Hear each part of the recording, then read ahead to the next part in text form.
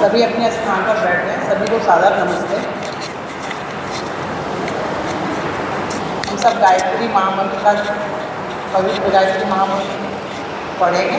उसके बाद उसका पद्यानुवाद करेंगे। आप सब भी मेरे संग, जिसको आता है वो मेरे संग करते रहिएगा।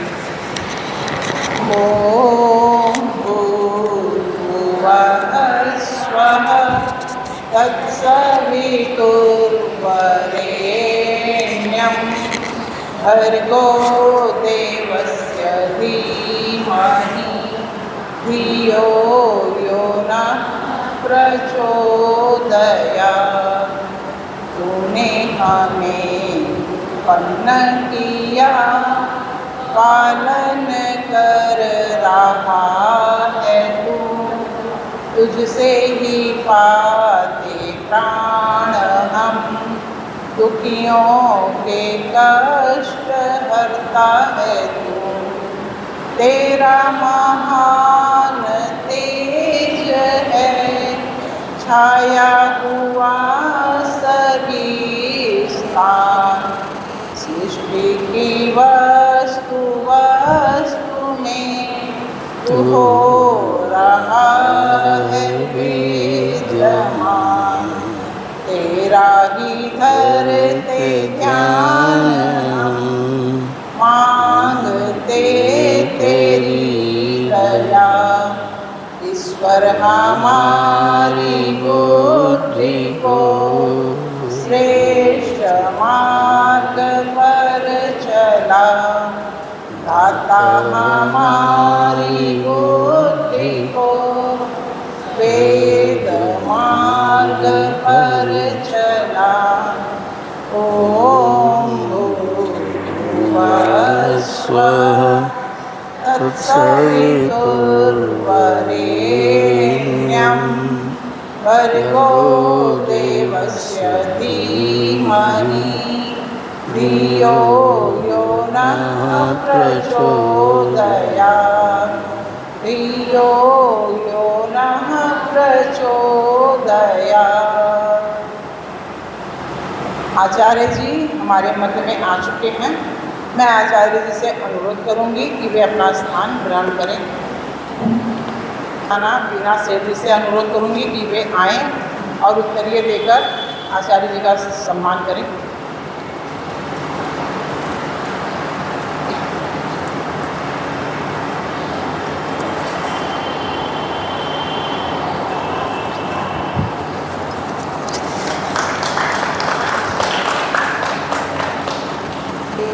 आध्यात्मिक महिला सत्संग के चतुर्थ दिवसीय कार्यक्रम के तृतीय दिवस पर आर्य स्त्री समाज आप सभी माताओं, मान व धर्म प्रेमी सज्जनों, माताओं, बहनों व बच्चों का हार्दिक स्वागत व अभिनंदन करती है।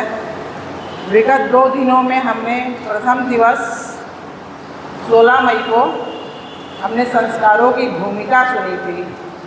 द्वितीय दिवस यानी कि कल हम लोगों ने गर्भावस्था के 3 संस्कारों गर्भाधान, पुंसवन और सीमंतोन्नयन पर इन तीनों के विषय में बहुत ही सुंदर सरल ढंग से आचार्य जी का वक्तव्य सुना था।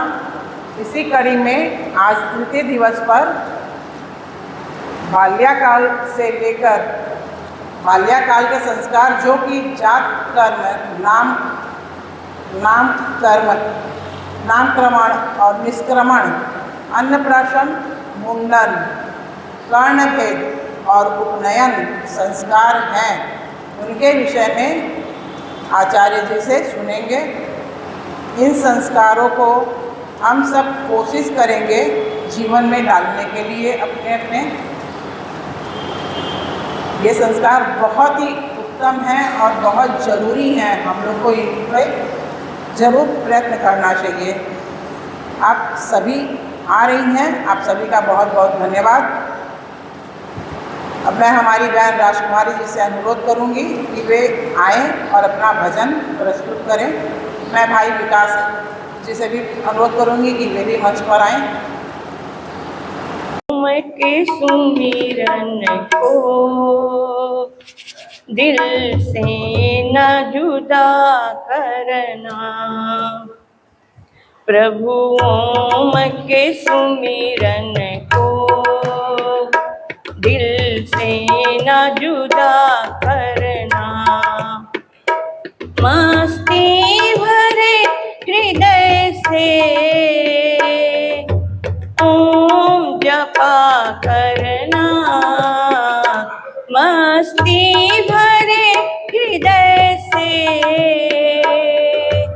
ओम जपा करना। प्रभु ओम के सुमिरन को दिल से न जुदा करना। ब्रह्मचर्य की शक्ति ही जीवन को संवारेगी।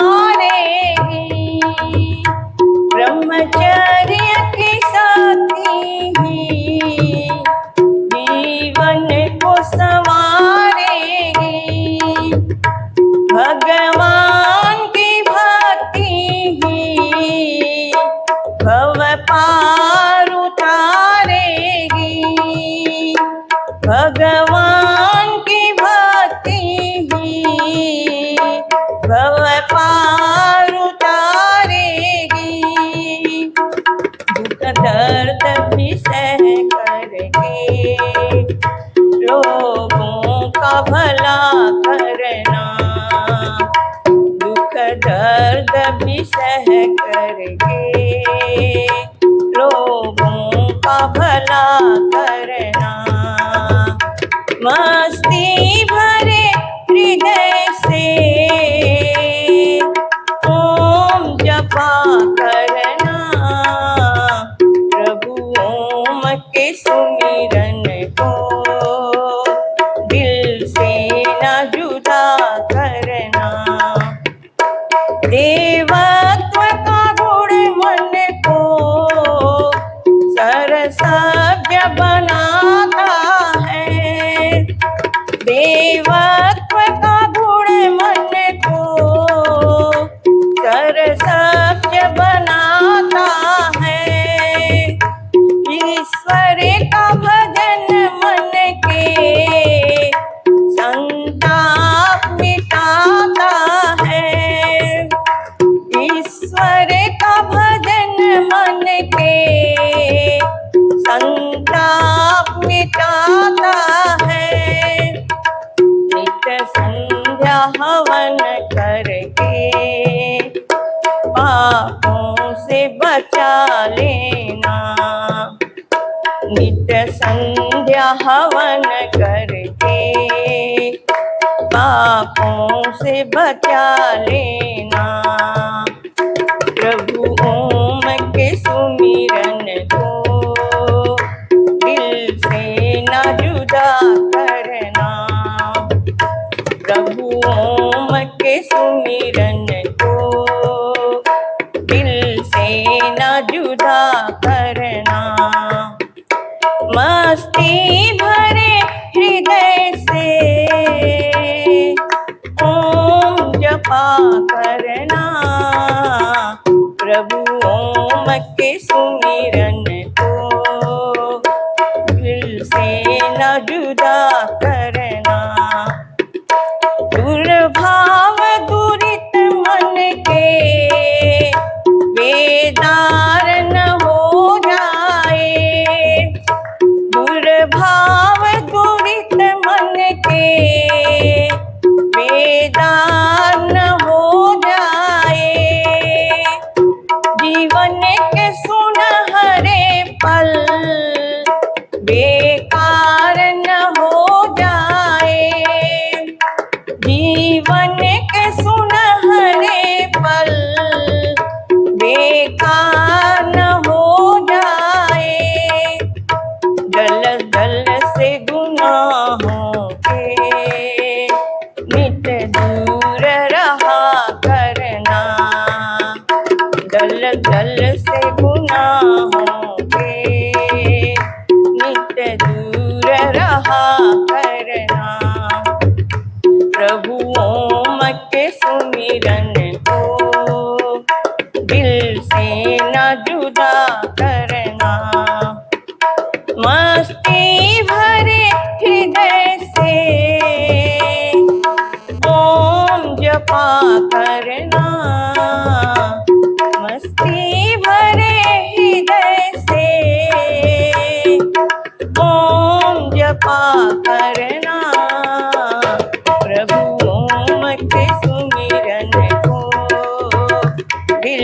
से न जुदा करना। ओझल न हो नजरों से जो लक्ष्य है जीवन का। ओझल न हो नजरों से जो लक्ष्य है जीवन का। मार्ग मिले मुक्ति का और अंत हो बंधन का। मार्ग मिले मुक्ति का और अंत हो बंधन का। ऐसा ही जीवन में सुपथ पे चला करना। ऐसा ही जीवन में सुपथ पे चला करना। प्रभु ओम के सुमिरन को दिल से न जुदा करना। प्रभु ओम के सुमिरन को दिल से न जुदा करना। मस्ती भरे हृदय से ओम जपा करना। मस्ती भरे हृदय से ओम जपा करना। प्रभु ओम के सुमिरन को दिल से न जुदा करना। प्रभु ओम के सुमिरन को दिल से न जुदा करना।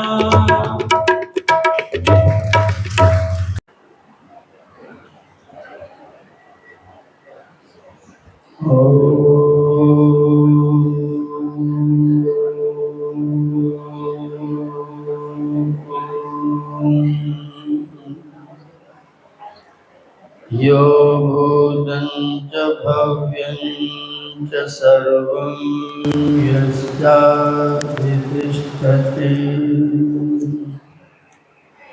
सर्वस्य च केवलं तस्मै ज्येष्ठाय ब्रह्मणे नमः। यस्य भूमिः प्रमान्तरिक्षमुतोदरम् दिवं यश्चक्रे मूर्धन्यम् तस्मै ज्येष्ठाय ब्रह्मणे नमः। यस्य कारुण्यलेशेन सर्वं सर्वत्र सिद्ध्यति संकल्पितं हृताभीष्टं तं वन्दे जगदीश्वरम् तं वन्दे परमेश्वरम्।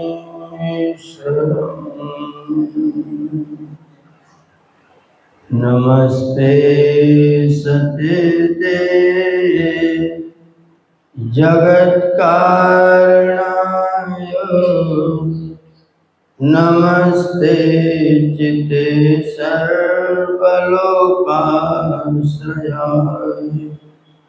नमो द्वैततत्त्वाय मुक्तिप्रदाय नमो ब्रह्मणे व्यापिने शाश्वताय नमो ब्रह्मणे व्यापिने शाश्वताय।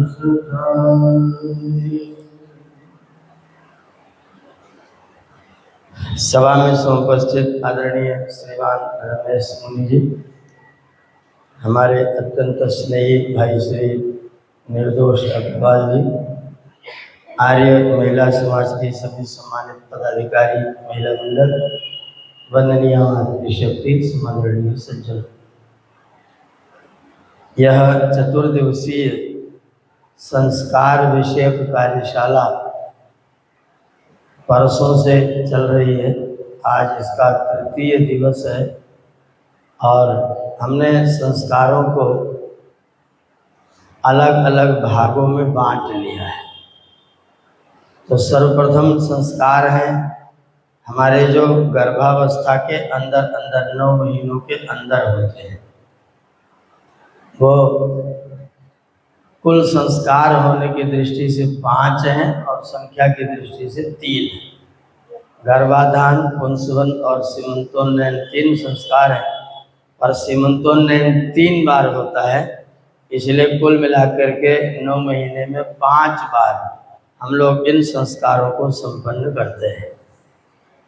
जो जितना जैसा भी, जैसे हम लोग परीक्षा की तैयारी करते हैं तो भरसक कोशिश करते हैं कि पूरा पाठ्यक्रम तैयार हो जाए, लेकिन जिस दिन पेपर आ जाता है उस दिन फिर जितना भी तैयार हुआ है सब किताब बंद करते और कहते हैं अब तो मैदान जंग में चलना है, अब जो होना होगा होगा। तो हमने 9 महीने में 5 बार संस्कार करके जितना हमसे हो सका, जितनी हमारी सामर्थ्य है, हम में से कोई भी व्यक्ति पूर्ण नहीं है। गलतियाँ, त्रुटियाँ, कमियाँ कुछ न कुछ होती रहती हैं, हो जाती हैं। तो जितना हमसे बन सका, जितना हम कर सके उतना हमने संपन्न किया। और अब हम प्रतीक्षा कर रहे हैं कि अब हमने जो परीक्षा की तैयारी की है उसका परिणाम आने को है। परिणाम आएगा तो आते ही उसके संस्कार फिर से शुरू करने हैं। अब जो संस्कार होंगे वो बाल्यावस्था के, शैशवावस्था के संस्कार, बचपन के संस्कार होंगे। और ये ज़्यादातर संस्कार इधर ही समाप्त भी हो जाते हैं, फिर बाद में ज़्यादा करने का नहीं रहता है।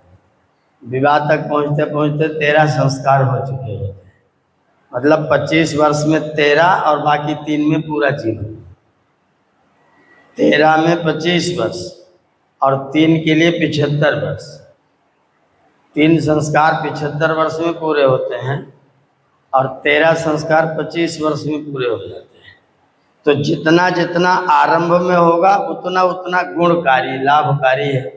इसलिए सब संस्कारों का विधान प्रारंभ से ही हमारे ऋषियों ने व्यवस्था बना करके किया हुआ है।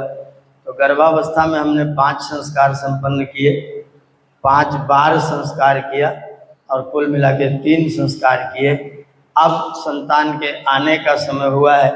संतान वर्तमान परिस्थितियों में प्रायः जिनके नॉर्मल होते हैं डिलीवरी, वे भी ये कोशिश करते हैं कि घर में पैदा करने के बजाय अस्पताल में चलो तो ठीक है, क्योंकि वहाँ केयर हो सकती है, देखभाल हो सकती है, सुविधा भी है। और यहाँ जो सफाई वफाई का झंझट करना पड़ेगा वो भी वहाँ सब संपन्न हो जाएगा। पर हम लोगों के ज़माने में, बचपन में जब बच्चे पैदा हुआ करते थे तो गांव की कोई दाई आया करती थी और संतानों की उत्पत्ति होती थी। तो वहाँ ऋषि ने जिस समय संतान आने की पीड़ा प्रारंभ होती है, दर्द प्रारंभ होता है, 9 महीने तक कोई व्यक्ति, कोई बच्चा, कोई संतान, कोई पौध गर्भ में पल रही है और संपूर्ण सुविधा के साथ पल रही है। उसे बिना किसी अतिरिक्त श्रम के सब कुछ मिल रहा है। जो वो सोचता है, जो वो चाहता है, जो उसे भोजन चाहिए, वो सब का सब अहर्निश उसको मिलता रहता है, कुछ बिना प्रयत्न के मिलता रहता है। जब उसमें से अलग होने का अवसर आता है तो थोड़ा सा कष्ट होता है। जब वो बाहर आना चाहता है थोड़ी सी पीड़ा दे करके आता है, और बिना पीड़ा दिए वो शायद आए भी नहीं, क्योंकि पीड़ा होने से जो अंग हैं वो थोड़े ढीले होते हैं और बार बार प्रयत्न भी होता है। तो उस प्रयत्न के कारण से पीड़ा होती है।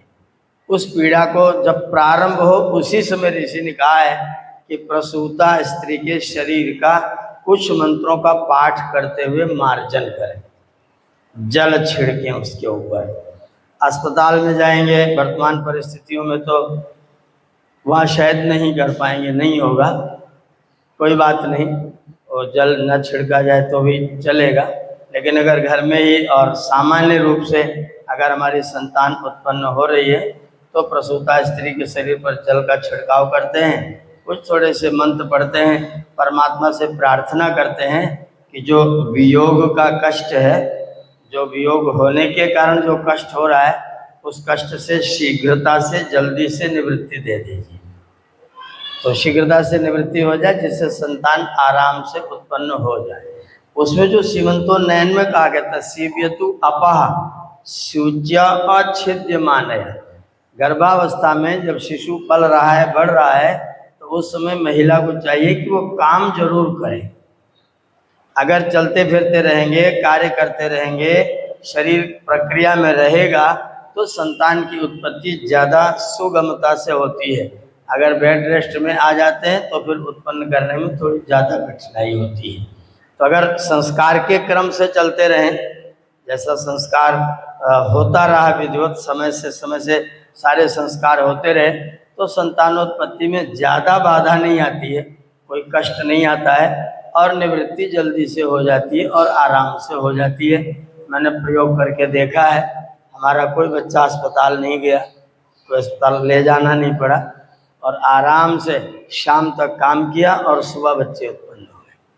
तो अगर कार्य करते रहते हैं, अपने शरीर को संचालित करते रहते हैं, तो ये बाधा, ये दुविधा भी कम आती है। नहीं करते हैं तो फिर डॉक्टर की शरण में जाना पड़ता है। फिर वो लोग वो भी धार्मिक कम है। मैं घोषणा नहीं कर रहा हूँ डॉक्टर धार्मिक नहीं होता है, लेकिन प्रायः वो सोचते हैं कि अर्निंग होना चाहिए, तो अपनी धार्मिकता को छोड़ करके प्रयत्न ये करते हैं कि उस समय जल्दी ऑपरेशन किया जाए। और जब पीड़ा प्रारंभ होती है तो महिला को कष्ट तो होता है और वो सोचती जल्दी निवृत्ति हो जाए। एक क्षण ऐसा आता है जो कहते कुछ भी करो लेकिन जल्दी से करो, तो फिर डॉक्टरों की बन पड़ती है और उसमें वहाँ ऑपरेशन करके ही मानते हैं। तो ये मैंने करके भी देखा, कई बार का अनुभव है कि जो बच्चा 15 मिनट के बाद में आराम से पैदा होने वाला था, उसको 15 मिनट पहले अल्ट्रासाउंड करके और फंस गया है कि दर्द हो रहा है, पीड़ा हो रही है, और उसको जल्दी से निकाल दो और वो सीधा उसको ओटी में ले जाते हैं, बिना ऑपरेशन किए पैदा नहीं होने देते हैं। और 15 मिनट थोड़ा सा धैर्य धारण करते हैं तो बच्चा पैदा होता है। ऐसा मैंने देखा है अनुभव में।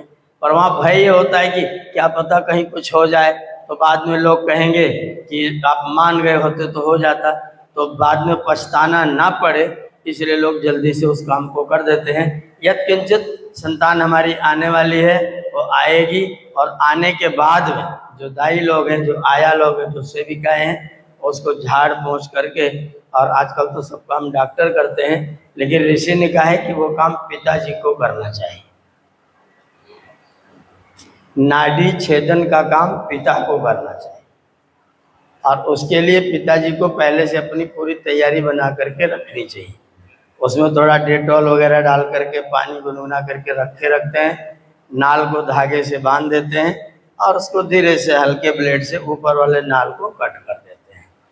तो नीचे धागा बांध दिया, ऊपर से उसको कट कर दिया, और फिर वहाँ तेल वगैरह लगा दिया जाता है, बाद में वो सब ठीक हो जाता है।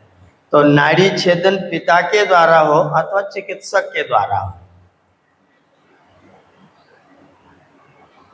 इसमें थोड़ा सा भाव का अंतर रहेगा।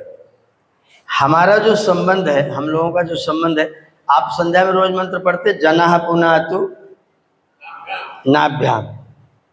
जनः माने जन पैदा करने वाला परमात्मा नाभि में पवित्रता करे। इसका मतलब पैदा करने का भाव कहाँ से है? नाभि से। माँ के नाभि से बच्चा जुड़ा हुआ है और बच्चे की नाभि से माँ का संबंध जुड़ा हुआ है। तो अब उस नाभि विच्छेद को अगर चिकित्सक करेगा तो उसकी भावना, और पिता करेगा उसकी भावना, दोनों में अंतर है। क्योंकि जनक वो है और नाभि का संबंध जनक के साथ में है। तो अगर जनक उस कार्य को करेगा, लोग हमारे यहाँ अवधी भाषा में कहते पता नहीं यहाँ वो चलता है कि नहीं, यहाँ क्या तुम्हारा नार गाड़ा हुआ है, बोलते नहीं यहाँ क्या तुम्हारा नार गाड़ा हुआ है। वो नार वही नाल गाड़ा हुआ है। तो जहाँ नाल गड़ता है वहाँ से हमारा संबंध थोड़ा ज़्यादा गहरा होता है। तो अगर वो काम पिता करता है तो हमारा संबंध थोड़ा ज़्यादा गहरा होता है, कोई और करता है तो अपने तरीके से करता है, वो भावना नहीं होती है। इसलिए संस्कार विधि में ऋषि ने कहा कि नाड़ी का छेदन पिता अपने हाथ से करे। पिता करेगा तो वो भावनात्मक रूप से, क्योंकि जना है यहाँ पर पिता ही है, शरीर को उत्पन्न, माता पितरौ पुत्र से शरीरम जनयता, माता और पिता दोनों पुत्र के शरीर को उत्पन्न करते हैं। पिता मस्तिष्क, माता पिता इस शरीर को पैदा करते हैं, आचार्य बुद्धि शरीर को पैदा करता है, और परमात्मा आत्मदा भी है और बलदा भी है। शरीर, आत्मा और समाज के बल का देने हारा परमात्मा है। उसका संबंध जना नाभि से। तो नाभि का छेदन पिताजी ने किया, और पिताजी नाभि छेदन करके वहीं अपने जन्मभूमि के स्थान पर ही कहीं उसको जमीन में दबा दिया जाता है, जिससे ये माना जाता है कि बच्चे का संबंध अपनी जन्मभूमि से हमेशा जुड़ा हुआ रहे। बच्चा अपनी जन्मभूमि से कटने ना पाए, अलग ना होने पाए, अपने मूल से ना अलग हो जाए। इस भावना के साथ वहाँ पर पिता के द्वारा नाड़ी छेदन का विधान किया गया है। उसके बाद में बच्चा आ गया, पिताजी की गोद में आ गया। फिर पिताजी वो प्रार्थना इत्यादि की यज्ञ की विधि को ज़्यादा लंबा नहीं करते हैं, तुरंत लेकर के सीधा अग्न्याधान करते हैं। आचमन किया, अग्न्याधान किया, कुछ आहुतियाँ डाली, और आहुतियाँ डालने के बाद थोड़ी सी आहुतियाँ, पूरा दैनिक अग्निहोत्र सब लंबा खींचने की व्यवस्था नहीं, क्योंकि अभी बच्चा पैदा हुआ है, उसको तुरंत दूध इत्यादि भी पिलाना है। तो इस संस्कार के यज्ञ कर्म को छोटी सी व्यवस्था में उसको कर दिया गया है। और जब करके उसके बाद फिर प्रार्थना मंत्र का पाठ अंतिम में किया है, आशीर्वाद देते से। जब आशीर्वाद देने का समय आएगा तब प्रार्थना मंत्रों का पाठ करें। तो यहाँ आचमन करके सीधा अग्न्याधान करना है, और अग्न्याधान करके आघारावाच्य भागाहुति और व्याहृति आहुति, और 2 मंत्र से केवल, या तिरश्ची इस तरह का मंत्र है, उस मंत्र को पढ़ करके 2 आहुतियाँ घी की देनी है। उसके बाद आहुति की मात्रा समाप्त हो जाती है। फिर बच्चे का पिता बच्चे को लेता है, सोने की शलाका होती है, थोड़ा सा शहद होता है, और उसमें घृत मिला हुआ होता है। शहद और घृत वहाँ पर मिलाया जाता है। स्वामी जी ने संस्कार विधि में लिखा है बराबर मिलाकर। लोगों को शंका रहती है कि स्वामी जी ने तो बराबर लिखा है, लेकिन वहाँ पर स्वामी जी ने अपने गुजराती भाषा का प्रयोग किया है, और गुजराती में बराबर माने अच्छी तरह मिलाकर। आप वहाँ गुजरात में किसी को कहोगे ये काम कर लेना, बरोबर, आप यहाँ पर आ जाइए, बरोबर, वो बोलते बरोबर, वो ठीक है को बरोबर। तो बरोबर मिलाने का मतलब है ठीक तरह से मिला करके, घी की मात्रा कम, शहद की मात्रा ज़्यादा, घृत बिंदु मात्र, और शहद 1 चम्मच लेकर के अच्छी तरह से उसको खूब रगड़ के मिला दीजिए। और उस शहद से, सोने की शलाका से बच्चे की जीभ पर ओम या अक्षर लिखना है। शहद की शलाका से बच्चे की जिह्वा पर ओम लिखना है। बच्चा 10 मिनट 15 मिनट के बाद में कोशिश करने लग जाता है कि अब मुझे कुछ खाने पीने को मिलेगा। तो उसकी जीभ पर जब कुछ जाता है तो थोड़ा सा जीभ को अपने आप बाहर निकालता है। तो वहाँ पर आप उसकी जिह्वा में ओम लिख रहे हैं, और वो भी शहद से लिख रहे हैं। अब आपके मन में प्रश्न होगा कि बच्चे के जिह्वा पर कौन सा शब्द ज़्यादा निकलना चाहिए? ओम शब्द निकलना चाहिए, और वो भी कैसा निकलना चाहिए? तो शहद का प्रयोग किया। जैसे शहद होता है, मीठी ध्वनि से ओम शब्द का उच्चारण मेरा बच्चा करे, जिसमें दांत की जरूरत नहीं पड़ती है, तालु की, मूर्धा की, जो ओष्ठ की, इन स्थानों की आवश्यकता नहीं पड़ती है। ओम को बोलने के लिए किसी विशेष अंग की आवश्यकता नहीं होती है।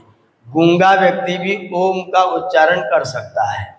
कोई ऑर्गन काम न करे तो भी ओम ध्वनि का उच्चारण हो सकता है, क्योंकि कंठ से जो स्वर निकलता है उसको मुंह खोल के निकालो और मुंह बंद कर दोगे तो ओम हो जाएगा। ओ अपने आप निकलेगा, और ओठ बंद कर दोगे तो माँ हो जाएगा। तो आराम से ओम बोल जाता है। वो शब्द बच्चे के मुख से सबसे पहले निकले, और भी शहद से मिश्रित मधुरता से भरा हुआ निकले। पहले उसको ओम जिह्वा पर लिख दिया, फिर बच्चे के दाहिने कान पर ऋषि ने लिखा। बच्चे के दाहिने कान को अपने मुख से लगाए, और पिता वहाँ पर बोले ओम वेदः असि इति। हे मेरे पुत्र तुम वेद हो।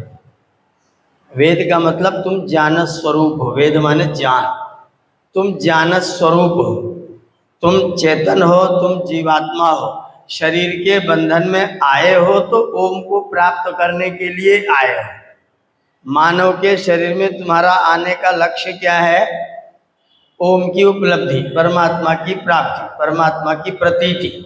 परमात्मा की प्रतीति होना ही मानव के जीवन का मुख्य लक्ष्य है। बाकी जितने भी हैं सब के सब गौण हैं। अगर हमारे कर्म ओम की प्राप्ति में सहायक हैं तो इधर वाले कर्म सब ठीक है। अगर ये कर्म ओम की प्राप्ति में बाधा बने तो सब छोड़ करके ओम की प्राप्ति का प्रयत्न करना चाहिए। मुख्य लक्ष्य परमात्मा की उपलब्धि है। मानव तन को प्राप्त करने का लक्ष्य मकान, दुकान, पद, प्रतिष्ठा, प्रधानमंत्री, राष्ट्रपति बनना नहीं है। मानव के तन को प्राप्त करने का लक्ष्य ओम की प्रतीति है, परमात्मा की उपलब्धि है। तो सबसे पहले शब्द से जो परिचय कराया है, पिता ने अपने पुत्र को ओम से परिचय कराया है और फिर दूसरे शब्द से परिचय कराया वेदः असि। हे जीवात्मन, हे मेरे पुत्र, तुम वेद हो, तुम ज्ञान स्वरूप हो और तुम कुछ नहीं। तो तुम्हारा मुख्य काम क्या है? ज्ञान की प्राप्ति करना, ज्ञान को उपलब्ध करना। ज्ञानान मुक्ति बंधो विपर्ययात्। ज्ञान से मुक्ति होती है और यदि विपरीत अज्ञान से बंधन होता है। तुम चेतन स्वरूप हो, तुम ज्ञान स्वरूप हो। पिता ने बच्चे के कान में मंत्र सुना दिया, तुम वेद हो, तुम ज्ञान स्वरूप हो। फिर थोड़ा सा पलटा और बाएं कान में भी वही शब्द बोल दिया।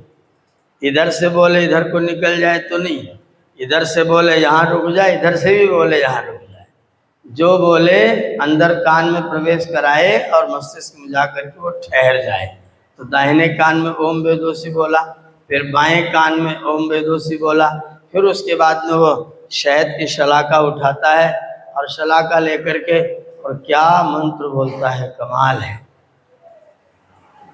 छोटे छोटे शब्दों का प्रयोग, छोटे छोटे वाक्यों का प्रयोग और वो क्रियाएं कितनी महत्वपूर्ण है। पिता बच्चे की जिह्वा पर शहद चटा रहा है और कह क्या रहा है?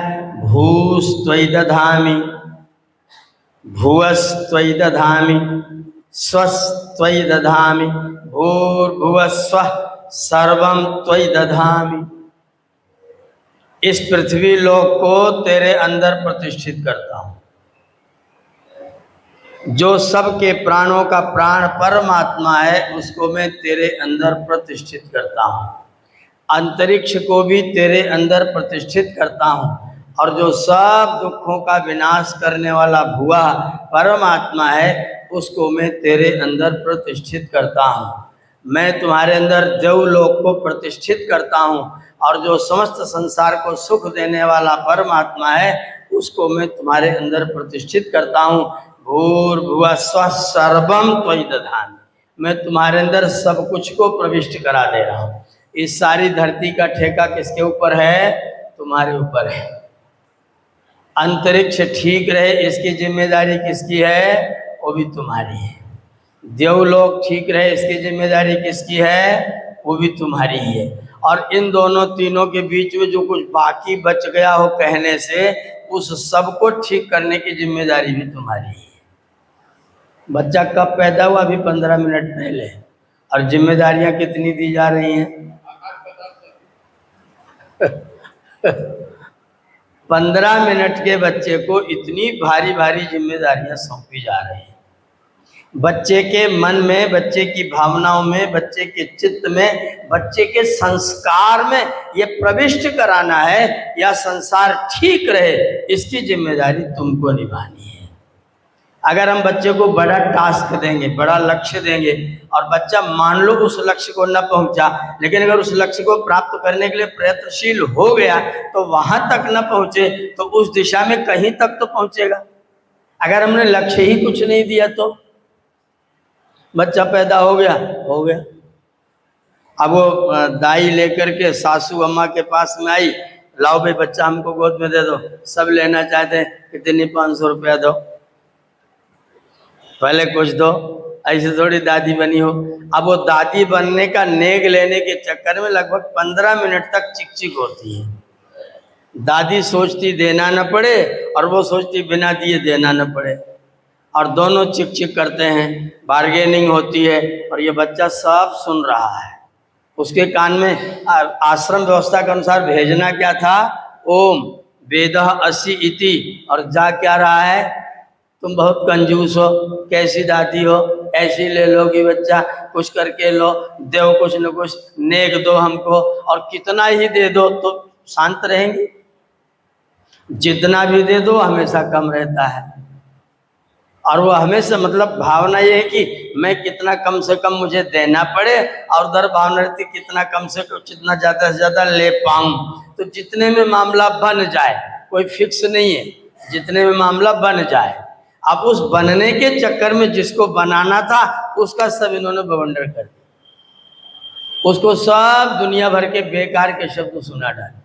जो शब्द कान में नहीं पड़ने चाहिए थे, बार्गेनिंग करने के, छुड़ाने के, देने के, लेने के, छीना झपटी के, वो शब्द भी बच्चे के कान में जाकर के पड़ जाते हैं। बड़ा दुर्भाग्य होता है।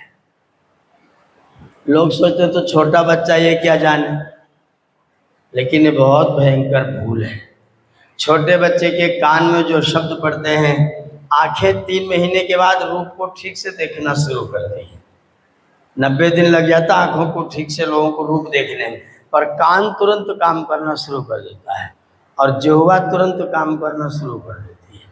प्राण शरीर से अलग होते होते शुरू हो जाते हैं, प्राण शुरू हो जाते हैं, कान शुरू हो जाता है, जिह्वा शुरू हो जाती है, बाकी चीज़ें धीरे धीरे करके आती हैं। तो जो सबसे पहले शुरू होता है, अगर उसी में गलत चीज़ शुरुआत हो गई, प्रविष्ट हो गई, तो फिर क्या होगा। ये विपन्नता है हमारी, ये दुर्भाग्य है हमारा। लेकिन अगर हम वैदिक व्यवस्था को मानते हैं तो ऋषि कहते हैं उसके कान में उसको टास्क दो, उसको जिम्मेदारी दो, और जिम्मेदारी छोटी बहुत नहीं, घर की जिम्मेदारी नहीं। घर की जिम्मेदारी तो लेने की जरूरत ही नहीं। जब व्यक्ति बड़ी जिम्मेदारी संभालेगा तो घर की जिम्मेदारी तो अपने आप संभल जाएगी, उसे सारी दुनिया की जिम्मेदारी सौंप। भूस्तोई दधामी भुवस्तोई दधामी स्वस्तोई दधामी भूर्भुवः स्वः सर्वम तोई दधामी।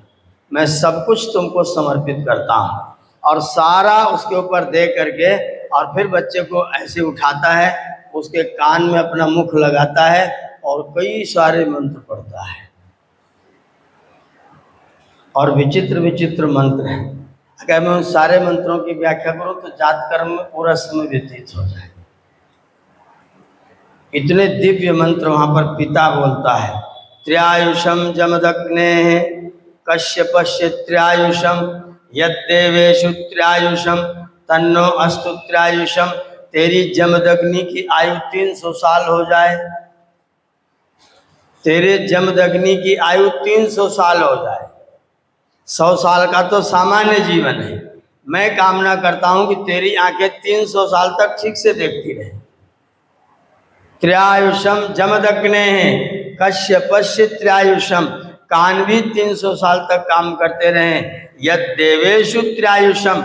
जो देवों का 3 आयु है वो 3 आयु तेरा भी हो जाए। तन्नो अस्तु त्र्यायुषम। वो 3 आयु तुझे 100 साल की प्रार्थना नहीं करनी, 300 साल की प्रार्थना की जा रही। आयु को लंबातम बढ़ाने की प्रार्थना पिता ने बच्चे के कान में मंत्र पढ़ा, और फिर 8-9 मंत्र लगभग एक ही ट्यून के पढ़ता है।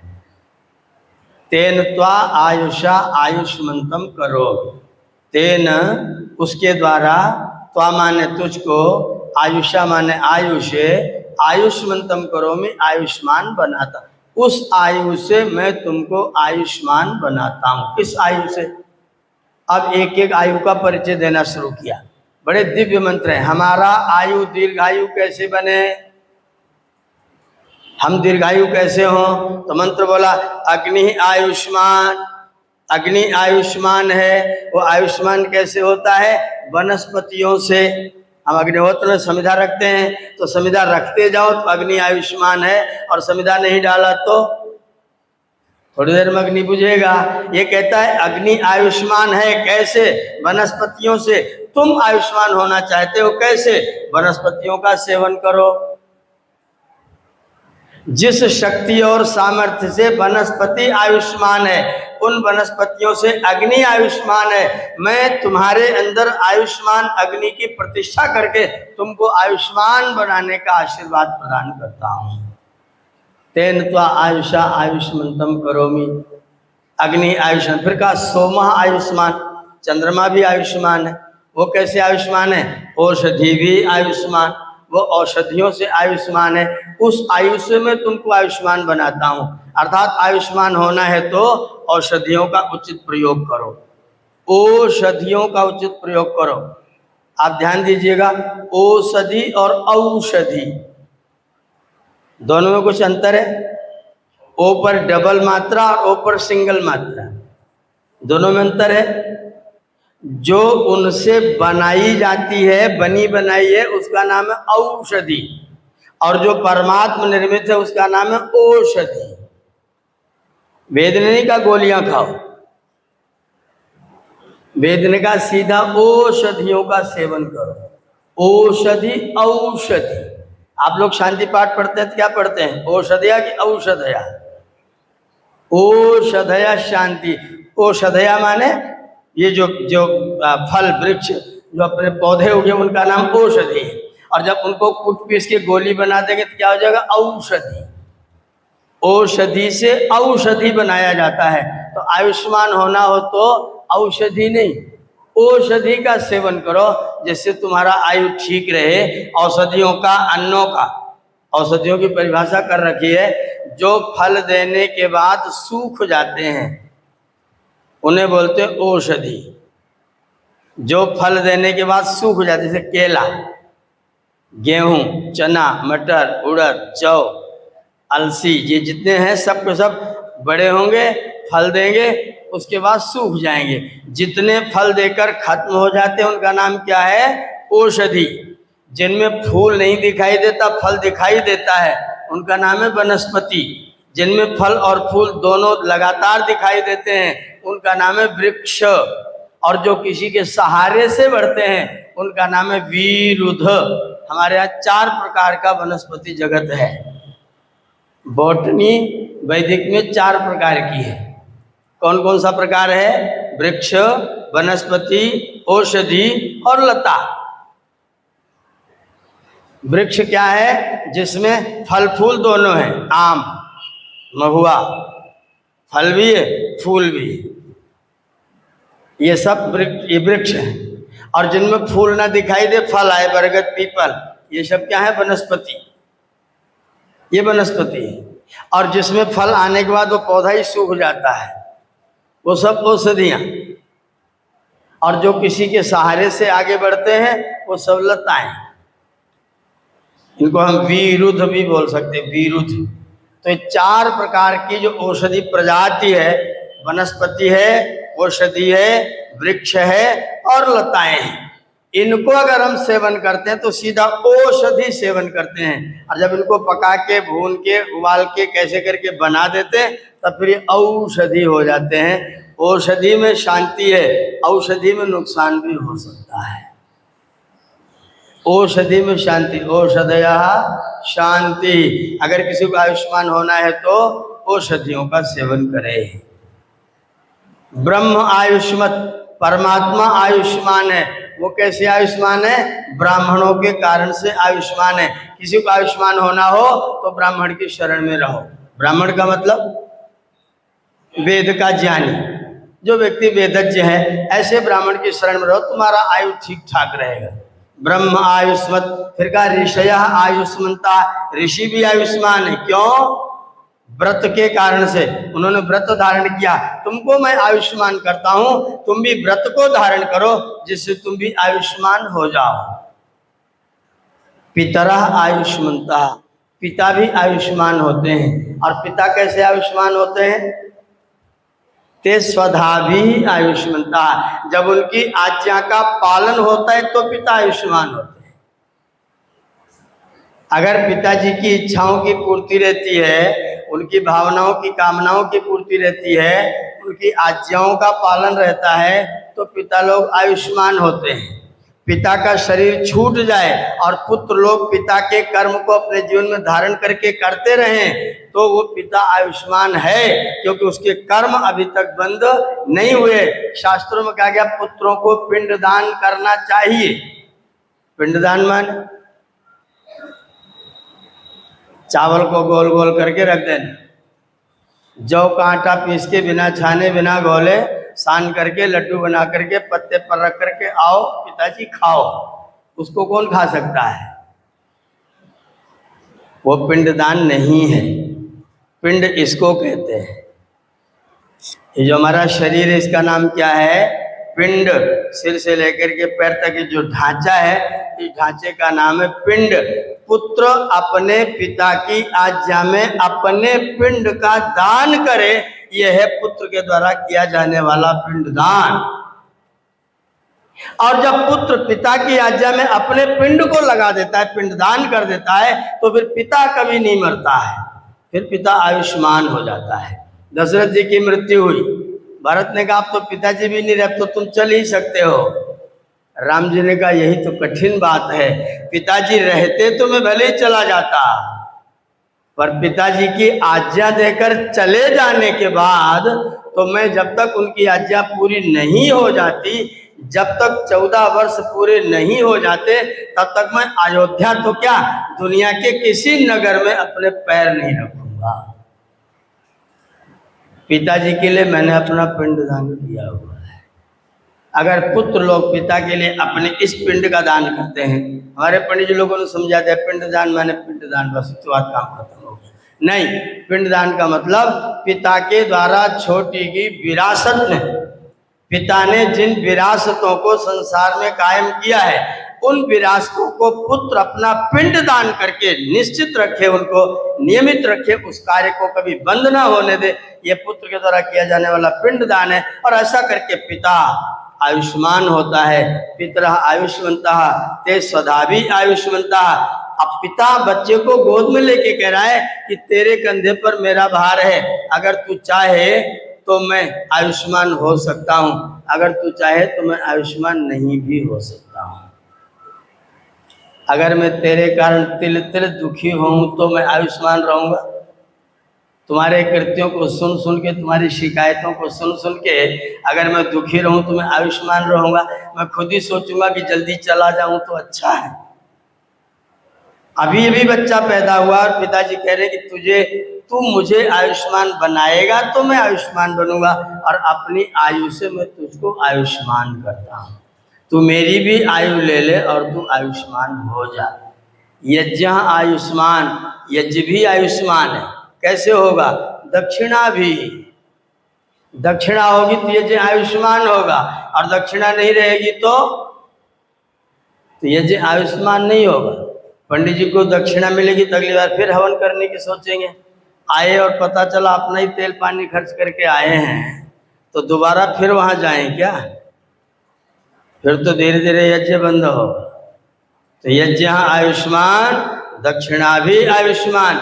यज्ञ बंद हो जाएगा, यज्ञ आयुष्मान होगा अगर दक्षिणा होगी तो। मैं जिस कारण से यज्ञ आयुष्मान होता है, उस दक्षिणा से मैं तुझको आयुष्मान बनाता हूँ। तेरे अंदर भी दक्षिणा आ जाए, तू भी दक्ष हो जाए और तू भी दानी हो जाए, दान दाता हो जाए, वैसा करके मैं तुझको आयुष्मान बनाता हूँ। नदियाँ आयुष्मान हैं। वो कैसे? समुद्र आयुष्मान, समुद्र आयुष्मान है। कैसे आयुष्मान है? स्रवंती भी, नदियों के कारण से आयुष्मान है। अगर नदियाँ अपना पानी समुद्र को देना ना जारी रखे तो समुद्र का आयु कमजोर हो जाएगा। जैसे नदी अपना समर्पण करके समुद्र का आयुष्मान बनाती है, वैसे तुम्हारे अंदर समर्पण की भावना लाना और तुम भी आयुष्मान बनना। ये मंत्र पिताजी ने बच्चे के कान में सुनाए, दोनों कानों में बारी बारी से 9 मंत्र पढ़ करके पिताजी ने बच्चे को सुनाया। अभी पिताजी को चैन नहीं पड़ रहा है, होता है ना भावना, और क्या क्या कह डालूं, क्या क्या कर डालूं, मेरे घर कोई अतिथि आया उसको क्या क्या खिला डालूं, ये भी खा लो ये भी खा। कितना खाएगा भाई? अरे थोड़ा, इतना तो थोड़ा सा तो और ले लीजिए। मन नहीं भरता है, पिताजी की भी मन नहीं भर रहा है। दोनों कंधों पर ऐसे हाथ रख दिया बच्चे के कंधे पर, मैंने जब पहली बार रखा तो बड़ा गीला गीला सा, बड़ा विचित्र लगता है। उस कंधे पर पिताजी ने अपने दोनों हाथ रखे, बाएं पर बायां और दाहिने पर दाहिना, और मंत्र क्या पढ़ा? इंद्र श्रेष्ठानि द्रविणानि धे, हे परमेश्वर मुझको श्रेष्ठ धन देना। इस समय पुत्र के कंधे पर हाथ रखा है तो धन कौन है? ये पुत्र ही धन है। हे परमेश्वर मुझको श्रेष्ठ धन देना। इंद्र द्रविणानि श्रेष्ठानि धे, हे परमेश्वर श्रेष्ठ धन देना, मुझे जो मेरा पुत्र धन है वो बड़ा श्रेष्ठ हो। इंद्र श्रेष्ठानि द्रविणानि देहि। चित्तिम दक्षस्य, चेतना देना बल के प्रति। चित्तिम दक्षस्य सुभगत्वम अस्मे, इसको सौभाग्य प्रदान करना। शरीरों को रोग रहित, शरीरों को निरोगता प्रदान करना। अरिष्टिम तनूना, शरीर को निरोगता प्रदान करना। सुदिनत्वम अन्नाम, दिन को सुदिन बनाना, और वाणी में मधुरता प्रदान करना। ये सब प्रार्थना पूर्वक आशीर्वाद बच्चे कंधे पर हाथ रख के कर रहा है। और फिर हे पुत्र तुम अश्मा भव, तू पत्थर हो जा। बड़ा विचित्र शब्द है, तू अश्मा भव। फिर कहा परशुर भव, तू फरसा हो जा। तू पत्थर हो जा, तू फरसा हो जा, तू चमकता हुआ सोना हो जा। मैंने जब इस मंत्र को पढ़ा, अश्मा भव परशुर भव, पिता पुत्र से कह रहा है तू पत्थर हो जा। पिता पुत्र से कह रहा है तू फरसा हो जा। फिर वही पिता कह रहा है तू चमकता हुआ सोना हो जा। मैंने इस मंत्र को जब विचार करना प्रारंभ किया तो कहीं लिखा नहीं है। मैंने अपने मन से इस मंत्र को अलग अलग जोड़ा। अश्मा भव शरीरेण, शरीर से तू पत्थर जैसा मजबूत हो जा। अश्मा भव शरीरेण, फरसुर भव बुद्ध्या, मस्तिष्क कैसा हो? परशु हो जाए, फरसा हो जाए। जो तीक्ष्ण फरसा होता है वैसे तेरी बुद्धि भी अत्यंत तीक्ष्ण हो जाए। और चरित्रेण हिरण्यम अस्त्रतम भव, चरित्र से चमकता हुआ सोना हो जा। शरीर से पत्थर हो जा, बुद्धि से फरसा हो जा, और चरित्र से चमकता हुआ। कितना ही काट दो, कितना ही पीट दो, कितना ही टुकड़े कर दो, चमक कभी भी खत्म। तू इतना चरित्रवान हो जा कि कोई कितना ही तेरे ऊपर आक्षेप करे, कोई कितना ही तुझे आरोपित करे, कोई तुझे कितना ही बरगलाने की कोशिश करे, लेकिन सोने पर कोई प्रभाव नहीं पड़ता है। ऐसा ही तू हिरण्यम अस्त्रतम भव, वेदो वही पुत्र नामासी, ऐ मेरे पुत्र तू वेद नाम वाला है। जीवो शरदशतम, 100 वर्षों तक जीवित रहे। ये बोलता हुआ पुत्र को यह पिता अपने बच्चों को आशीर्वाद प्रदान कर रहा है। फिर उसके बाद में वेदो वै पुत्र नामासी सजीव शरदशतम, इस तरह की प्रार्थना करता हुआ, और फिर 2 आहुतियां सरसों की और चावल की, दोनों मिला करके सरसों और चावल की 2 आहुतियां देता है। एक कलश बनाता है, कलश में दीपक जलाता है, और उस कलश युक्त दीपक को जो प्रसूता स्त्री वो जिस कमरे में रहेगी आगे 10 दिन तक, उसके सिराने वो दीपक युक्त कलश ले जा करके प्रतिष्ठित करता है। वहाँ पर निरंतर दीपक को जलते रहने की व्यवस्था ऋषि ने बनाई है। कलश लगा करके जल के साथ में, और वहाँ पर दीपक जलता हुआ रहे, जिससे कोई रोगाणु, घी का दीपक जलता रहे उस कमरे में, जिससे कोई रोगाणु कभी भी अंदर प्रवेश न करने पाए। और 2 आहुतियाँ, और अपना दैनिक अग्निहोत्र कहीं भी करें, लेकिन 2 आहुतियाँ उस प्रसूता स्त्री के कमरे में जा करके, और 2 आहुतियाँ विशेष मंत्रों से केवल सरसों और चावल मिला करके, सरसों और चावल की आहुति ले जा करके उस प्रसूता स्त्री के उस कमरे में जा करके करे। और उसमें प्रार्थना यह है कि किसी प्रकार का कोई बैक्टीरिया, किसी प्रकार कोई कीटाणु, कोई गंदा जीव जो नुकसान कर सकता हो प्राण के माध्यम से, शरीर के माध्यम से, जैसे सूखा इत्यादि रोग के कीटाणु हो जाते हैं, उस प्रकार का कोई भी निमोनिया का, कोई टीबी का, क्योंकि बच्चा भी कमज़ोर है, जिस माहौल से आया उस माहौल में तो पूर्ण सुरक्षा थी। अब इस माहौल में आया तो गर्मी के मौसम में आया तो गर्मी है, सर्दी में आया तो सर्दी है, बरसात में आया तो कभी सर्दी कभी गर्मी है, तो उस तापमान का प्रभाव इसके ऊपर ना पड़े, इसके लिए वहाँ पर 2 आहुतियाँ करके और वहाँ प्रतिदिन वो 2 आहुतियाँ करने की व्यवस्था ऋषि ने वहाँ पर दे रखी है।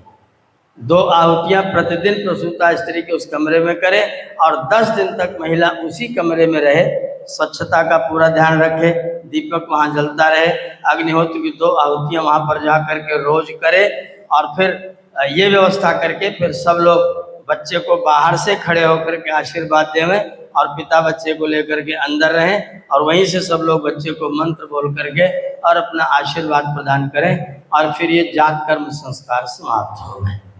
इतनी विधि जात कर्म के साथ में ऋषि ने जोड़ी हुई है। सारी भावना पिता ने जात कर्म संस्कार के माध्यम से बच्चे के मस्तिष्क में कान के माध्यम से मंत्र सुना करके उसको पूरे जीवन का पूरा खाका दे दिया कि तुमको ये करना है, ऐसे से करना है, तुम्हें मेरे लिए अपना पिंडदान करना है। तुम नहीं पैदा हुए हो, पुत्र नहीं पैदा होता है। स्त्रियों को वैदिक भाषा में जाया कहा गया, जाया। किसी ने पूछा इनको जाया क्यों कहा गया? बोले जाया या तत् जाया तुम यदस्याम जायते पुनः। जाया को जाया इसलिए कहते हैं क्योंकि इसमें पति पुत्र के रूप में स्वयं को पैदा करता है। पति पुत्र के रूप में स्वयं को, पुत्र नहीं पैदा होता है, पति स्वयं दूसरा शरीर धारण करके पैदा होता है पुत्र के रूप में।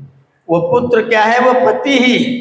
इसलिए उस पुत्र का कर्तव्य है कि पति के कार्यों को भी समाप्त न होने दे, उसकी विरासत को संभाले और इसीलिए उसके लिए पिंडदान की व्यवस्था सौंपी गई है। पुत्र का कर्तव्य है कि जो पिता की हेरिटेज है, हेरिडिटी ना ले कोई बात नहीं, पिताओं के पास में हेरिडिटी भी होती है, हेरिटेज भी होती है।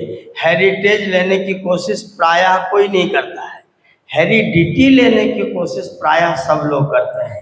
आज अभी फेसबुक पर पढ़ रहे थे, स्वामी आत्मानंद जी महाराज ने लिखा कि समझदार पिता लोगों को अपने जीते जी पुत्रों को अपनी संपत्ति दान नहीं देनी चाहिए, उनके नाम से नहीं करनी चाहिए, नहीं तो कष्ट होता है।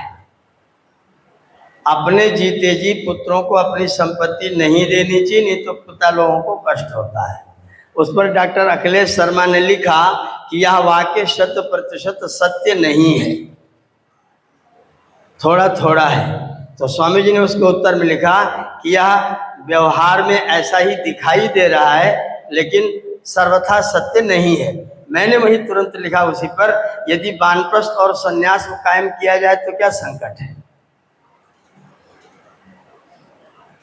तुम क्यों प्रॉपर्टी के चक्कर में घूम रहे हो कि पुत्रों को दे कि न दे? तू मालिक कहाँ से हो गया भाई? तू पुत्रों को देने ना देने का मालिक काहे को बन रहा है? आया था तो मिला था कि नहीं? अच्छा, बेघर किसी को ऐसे पैदा किया गया था क्या? किसी घर में किसी माँ की गोद में तो बच्चे को पैदा किया था। और कैसे घर में पैदा किया था? जैसा घर वो छोड़ के आया था। जो तू दूसरे को जैसा घर दे के आया था वैसा घर तुझे परमात्मा ने दिया था। अब यहाँ तो ठेकेदार क्यों बन रहा है? मैंने उनको लिखा तो स्वामी ने लिखा कि आपकी बात एकदम ठीक है, यही ठीक है, इससे उत्तम तो और कुछ है ही नहीं। मैंने कहा धन्यवाद है। हम वानप्रस्थ ले लेते हैं, संपदा मैं दूं ना दूं क्या मतलब है? आप अपनी संपत्ति को अपने को इतना ज्यादा कमजोर क्यों कर रहे हैं कि पुत्र लोगों ने बाद में खाना ना दिया तो रोटी नहीं मिलेगी? पूरा संसार खाली पड़ा हुआ है, कुत्ते को रोटी मिल जाती है। हमारे यहाँ तो दूध रोटी खाता है, कुत्ता दूध रोटी खाता है। दूध गौशाला में से बाल्टी दे के निकले तो जब तक उसे दे न दिया जाए, बच्चों को हवन के बाद मिलेगा, पर उसको गौशाला से घर जाते जाते तो रास्ते में उसको दूध दे देना चाहिए। दूध आधा लीटर कम से कम लेके 2-3 रोटी उसमें सवेरे शाम वाली भिगा के जब तक नहीं खा लेंगे तब तक नहीं मानेंगे। कुत्ते को दूध रोटी खाने को मिल रही है, अरे तू इंसान है मेरे भाई, तुझे कोई रोटी नहीं देगा, भूखा मरेगा। तेरी दवा नहीं होगी। इसका मतलब ईश्वर पर भरोसा बिल्कुल भी। हमारा शरीर देने वाला कौन है? अच्छा, ये वाला छूट जाए तो दूसरा नहीं मिलेगा? मिलेगा। कैसा मिलेगा? इसीलिए संस्कार पर प्रवचन करना पड़ रहा है। जैसा संस्कार बनाया होगा वैसा ही मिलेगा। तो अपना संस्कार दुरुस्त करो ना। शरीर छूटेगा तो बुढ़ापे में कष्ट होगा कि वो सेवा करेगा नहीं करेगा, क्यों चिंता कर रहा है? ये बिना मतलब का निठल्ला चिंतन करने की क्या जरूरत है? आप अपना आपको शरीर प्रदान करने वाला ईश्वर आपके संस्कारानुसार प्रदान करेगा। जब बच्चे को संस्कार प्रदान करना था तब भी आपने धन ही सोचा था। बच्चे के नामकरण पर, संस्कार पर, जन्मदिन पर माता पिता लोग लपक लपक के लिफाफा लेते हैं और बच्चा भी लेता है, बैठ जाता है। हमारे छोटे वाले पुत्र ने कहा, पिताजी अगर हमारा जन्मदिन साल में 4 बार मनाए तो कोई नुकसान है क्या? बड़ा जबरदस्त प्रश्न किया। मैंने कहा, क्यों मनाना चाहते हो? अरे थोड़ा गिफ्ट उफ्ट मिलता है। लोभ है ना, पाने का लोभ है ना। तो बच्चे के मन में क्या आ रहा है? लोभ, कुछ मिलेगा। ये हमने वो टास्क नहीं, तुझे इतना वेद याद करना, कितना तुझे पढ़ना है। पूरी वैदिक व्यवस्था को हमने नष्ट भ्रष्ट किया, संस्कारों की परंपरा को समाप्त किया। फिर अंत में जुगाड़ बता रहे हैं कि जीते जी संपत्ति पुत्रों के नाम से ना देना। मैं तो कहता हूँ भैया, जितना कुछ तुम्हारे पास हो सब रख लो, ले जाओ। बोले तुम्हारी सेवा कौन करेगा? मैंने कहा, जिसको गर्ज होगी, मुझ में सहूर होगा तो सेवा होगी, सहूर न हुआ तो संपदा रख करके भी लात खाऊंगा, गाली खाऊंगा। ऐसा नहीं होता है क्या? जिनके पास संपत्ति सबकी सेवा हो रही है? नहीं हो रही। एक से जिस जीरो संपत्ति वाले व्यक्ति की सेवा हो रही है। मैंने प्रत्यक्ष देखा है। स्वामी सत्यपति जी महाराज लेटे हैं, मैं पहुंचा, मैंने अभिवादन किया, उन्होंने आयुष्मान कहा, मुख से थोड़ा सा राल निकल गया। ब्रह्मचारी सत्यजीत जी बैठे हुए थे, तुरंत रुमाल निकाला, यहाँ से पोंछ दिया। मैं बैठा हूँ स्वामी जी से बातचीत करने के लिए, वो तुरंत गए, रुमाल को धो करके साबुन से लाके सुखाया और दूसरा नया रुमाल तुरंत सिराने रख दिया। मैंने देखा 3 घंटे में 7 रुमाल बदलते हुए। धन दिया था क्या इन लोगों को? कुछ नहीं। बहुत नगण्य चीज है। अगर आपने संस्कार दे दिया ना तो फिर धन तो बहुत नगण्य चीज है। पुत्र हेरिडिटी लेगा, नहीं दोगे तो भी लेगा, दोगे तो भी लेगा। तुम छोड़ के चले जाओगे तो सरकार देगी, हेरिडिटी तो देगी, लेकिन हेरिटेज को लेने की व्यवस्था आपने कब कहाँ बनाई है? और अगर पुत्र ने पिता का हेरिटेज नहीं संभाला तो हेरिडिटी से पिता का कुछ भी बनने बिगड़ने वाला, वो तो वैसे ही मिलने वाला था।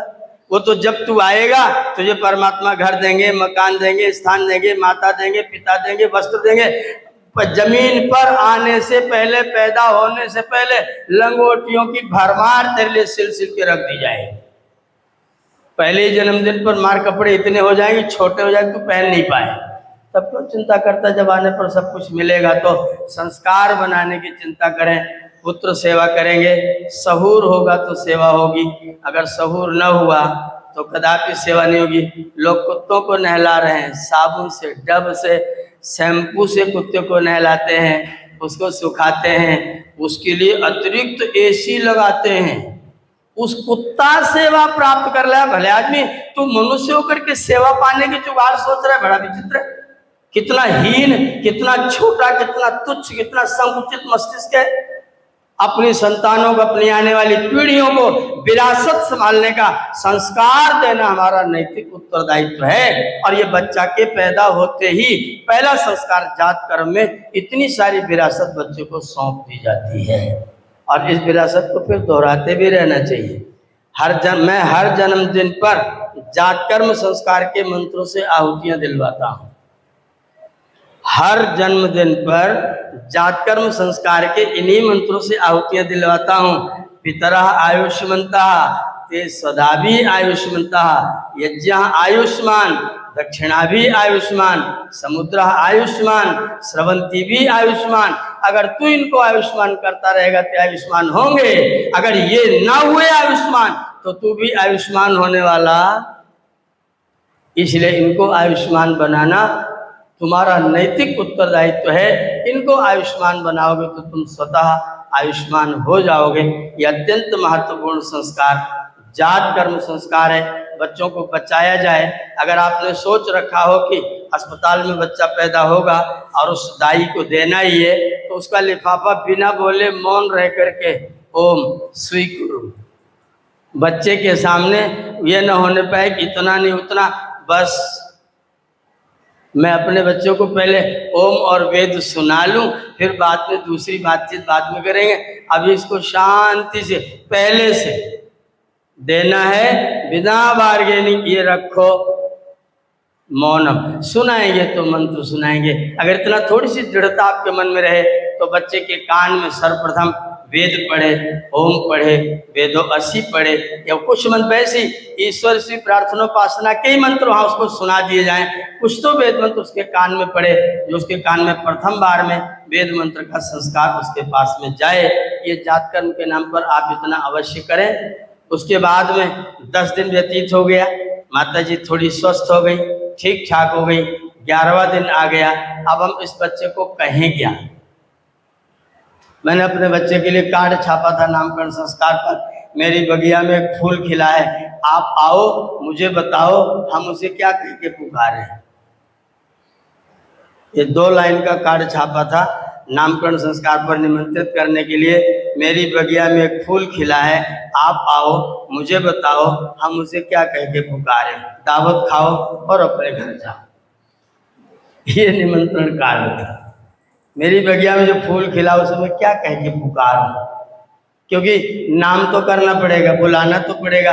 कभी भी विशेषण बोल करके बुलाने पर शंका समाप्त नहीं होती है। विशेषण से बुलाएं तो शंका, वो जो लंबी वाली बहन जी उनको बुला के लाना। अब 3 लंबी वाली तो किसको लाएं? वो जो गोरी वाली उनको बुला के लाना, तो सब गोरी है तो किसको पकड़े? वो जो छोटी सी है मोटी सी उनको बुला के लाना। 4-6 लोग छोटे मोटे घूम रहे तब क्या करें? कैसे बुलाएंगे आप? इसके लिए व्यवस्था बनाई ऋषियों ने। संज्ञाकरणम लघ्वर्थम, कम शब्द बोल करके किसी व्यक्ति को पुकारने के लिए व्यक्ति का नाम रखा जाता है। विशेषण बोल करके बुलाएंगे तो हमेशा शंका बनी रहेगी, ये लाएं कि वो लाएं। इसलिए उसका व्यवहार के लिए नामकरण, नामकरण संज्ञाकरण, उसको किसी शब्द से पुकारने की व्यवस्था हमारे ऋषियों ने बना रखी है। और ये नामकरण की व्यवस्था 11वें दिन के लिए रखी हुई है। 10 दिन विश्राम, 10 दिन के बाद 11वें दिन फिर से एक बार संस्कार का कर्म होगा। सब लोग आएंगे, अपने गांव के भी सब बड़े परिचित लोग आएंगे, पंडित जी भी आएंगे, माता पिता आएंगे। अभी माता स्नान आदि करके अंदर ही रहेंगी, पिताजी अकेले बैठ करके यज्ञ आरंभ करेंगे और वहाँ बैठ करके हम बच्चे का नाम करेंगे, उसका नाम रखेंगे, विधिवत संस्कार पूर्वक रखेंगे। पंडित जी आए हैं, उनका वरण किया गया है, यज्ञ आरंभ किया गया है, दैनिक यज्ञ कर दिया गया है। उसके बाद में 4 आज्याहुति, अग्नय सोमाय प्रजापति इंद्राय, फिर 4 व्याहृति आहुति, फिर 8 तन्नो अग्नि आदि मंगल आहुति। ये 16 आहुतियाँ करने के बाद में फिर माता जी को बुलाया कि अब माता जी बच्चे को लेकर के आए। माता जी बच्चे को लेकर के आएंगी तो बच्चे का सिर किधर को रहेगा? उत्तर को। पैर किधर को रहेगा? दक्षिण को। दक्षिण की ओर दक्षता है, उत्तर की ओर उन्नति है। तो सिर किधर रहे? उन्नति की ओर। और पैर किधर रहे? दक्षता की ओर। दक्षता होगी तो आप अपना मजबूती से खड़े रहेंगे, और उन्नति का भाव होगा तो आपकी दृष्टि ऊपर की ओर को होगी। जीना लगा हुआ है, उत्तर को जा रहे हैं, उत्तर को जा रहे हैं या दक्षिण को जा रहे हैं। अगर दक्षिण को जाएंगे तो नीचे पहुंच जाएंगे, उत्तर को जाएंगे तो छत पर पहुंच जाएंगे। किधर को चलें? तो ऋषि ने कहा बालक का सिर उत्तर में लेकर के माता आए और पिताजी के पीछे खड़ी हो जाए। पिताजी अब सब सीमंतोन्नयन में पिताजी पीछे खड़े थे। सीमंतोन्नयन में पिताजी पीछे बैठे थे, माताजी आगे बैठे थे। नामकरण में पिताजी आगे बैठे हैं और देवी जी पीछे खड़ी हैं। बच्चा उत्तर को बाएं हाथ पर सिर रखा, दक्षिण दाहिने हाथ पर पैर रखा और बच्चे को लेकर के माताजी खड़ी हैं और अपने पति देव से कह रही हैं कि आपने जो अमानत 9 महीने पहले हमको दी थी वो अमानत मुझसे जैसी बन पड़ी वो मैंने बना दी है, अब आप अपनी अमानत को स्वीकार करो। ये कह करके माताजी ने बच्चे को पिताजी की गोद में वैसे ही बगल से डाल दिया और डाल करके पीछे से घूम करके आकर के बाईं तरफ माताजी बैठ गए। अब कोई कहेगा बाईं तरफ क्यों बिठाल रहे हो भाई? श्राद्धे यज्ञे विवाहे च पत्नी दक्षिणता और नामकरण में पत्नी वामता क्यों रख रहे हैं? बाईं तरफ आपका हार्ट है। बच्चे का पालन पोषण कौन करेगा? पत्नी करेगी। और आप अगर पत्नी के साथ अपने हार्ट को नहीं लगाएंगे तो बच्चे को अगर माता अकेला पालन करेगी तो फिर बच्चा आधा आधा पालित होगा। तो आपको अपने हार्ट पर देवी जी को हार्ट में रखना पड़ेगा। भाई ये बच्चा अभी तुमको संभालना है, मेरे बस की बात। देवी जी ने बच्चे को दे दिया, 10 दिन का है, मैंने बना दिया, तुमने बनाने के लिए दिया था, मैंने बना के तुमको सौंप दिया, अब तुम जानो। इन्होंने चुपचाप लिया हाथ में, बोले अभी मेरे बस की बात नहीं है, तुम मेरी बाईं तरफ आ जाओ, मेरा हृदय तुम्हारे साथ रहेगा और बच्चे का पालन पोषण अभी तुम अपने पास में रख लो। कितने दिन तक? 5 साल तक। 5 साल तक के लिए बच्चा आपकी गोद में है। बच्चा गोद में आ गया, इन्होंने आहुतियाँ दी, ओम प्रजापतये स्वाहा। हे परमेश्वर, मेरी अमानत बहुत सुंदर बनी है, आप कृपा करना कि लड़का न रह जाए, लड़का न रह जाए, ये संतान बन जाए, ये प्रजा बन जाए। लोग कहते हैं पुत्र शब्द का प्रयोग करने पर लोगों को बड़ी शंका होती है, आप पुत्र क्यों कहते हैं? ध्यान रखिएगा, वेद ने पुत्र नाम नरक से जो त्राण करता है उसे पुत्र कहा है, उसमें लिंग का भेद नहीं रखा है। वेद ने संतान के लिए लिंग का भेद नहीं रखा है। पुत्र है कि पुत्री है, संतान मात्र का नाम वेद में पुत्र कह रखा है। आत्मा वही पुत्र नाम से, तो लड़की का संस्कार नहीं करना है, पुत्री का भी वही संस्कार करना है। तो पुत्र और पुत्री का लिंग भेद वेद ने नहीं रखा है। अगर कहीं पुत्री के लिए विशेष आज्ञा देनी है तो पुत्री कह करके नहीं दिया है, दुहिता कह करके दिया हुआ है। दुहिता, दुहिता, दुहिता, दुर्हिता, दूरे हिता, जिसको दूर करने में हित रहता है, अपने पास रखने में हित नहीं होता है, दूर रखने में हित होता है, इसलिए उसका नाम क्या है? दुहिता। तो जहाँ पर स्त्री के लिए विशेष संबोधन देना है वहाँ तो दुहिता दिया है, और जहाँ संतान के लिए दिया है वहाँ पुत्र दिया है। इसलिए पुत्र बोलने पर पुत्री के लिए नहीं, खाली पुत्र के लिए संस्कार है। पुत्र माने संतान मात्र के लिए, क्योंकि जैसे लड़की पुत्री माता पिता की सेवा करके नरक से बचाती है, वैसे पुत्र नरक से बचाता है। बल्कि मैं तो सोचता हूँ कि अगर पुत्री ना चाहे तो पुत्र बचा भी नहीं सकता है। आपका क्या अनुभव है? मेरा अनुभव तो यही है, अगर पुत्री ना चाहे तो पुत्र अपने पिता को नरक से बचा नहीं सकता। पुत्री ना चाहे तो मेरी पत्नी अगर मेरा साथ मेरा समर्थन ना देवे और मैं अपने पिताजी की सेवा करूं तो मैं गया रोटी बनाए, तब तक पिताजी उल्टी करके कुर्ता गंदा करके पड़े हुए, तो मैं नरक से कहाँ बचा रहा हूँ? पेशाब हो गया, शौच हो गया, मैं रोटी बना रहा हूँ। अगर पुत्री भी है तो रोटी बना रही है, मैं पिताजी के पास बैठ करके देखभाल कर रहा हूँ। तो अकेला कोई पुत्र नाम के नरक से बचा सकता है क्या? इसलिए दोनों की तो आवश्यकता है। बिना दूसरे की सहायता के ये नरक से बचने का चांस होगा नहीं। इसलिए वेद ने संतान को पुत्र के नाम से पुकारा है, स्त्री पुरुष का भेद नहीं रखा है। तो ऐसा मनोभाव बिल्कुल न लाइए कि पुत्री के लिए नहीं कहा गया, पुत्र के लिए कहा गया है। पुत्र माने दोनों। पुत्र शब्द का अर्थ पुल्लिंग स्त्रीलिंग से नहीं है। पुत्र का अर्थ है नरक से। पुत्र माने नरक, त्र माने बचाने वाला। नरक से जो बचाता है, बचाती है, उसे कहते हैं पुत्र। तो पुत्र या पुत्री जो भी संतान मात्र है, वो संतान आई है और मैं प्रजापति बनना चाहता हूँ। मैंने प्रार्थना किया, एक आहुति चम्मच का भरा, हमने कहा प्रजापतये स्वाहा, यह प्रजापति के लिए आहुति है। मैं स्वयं प्रजापति होना चाहता हूँ, मेरी संतान प्रजा बन जाए और मैं प्रजापति बन जाऊं। एक आहुति दे दिया। फिर हमने याद किया 21 तिथि को पैदा हुआ था, एक आहुति तिथि की दिया। फिर उस दिन तिथि का देवता कौन था, उस देवता की एक आहुति दिया।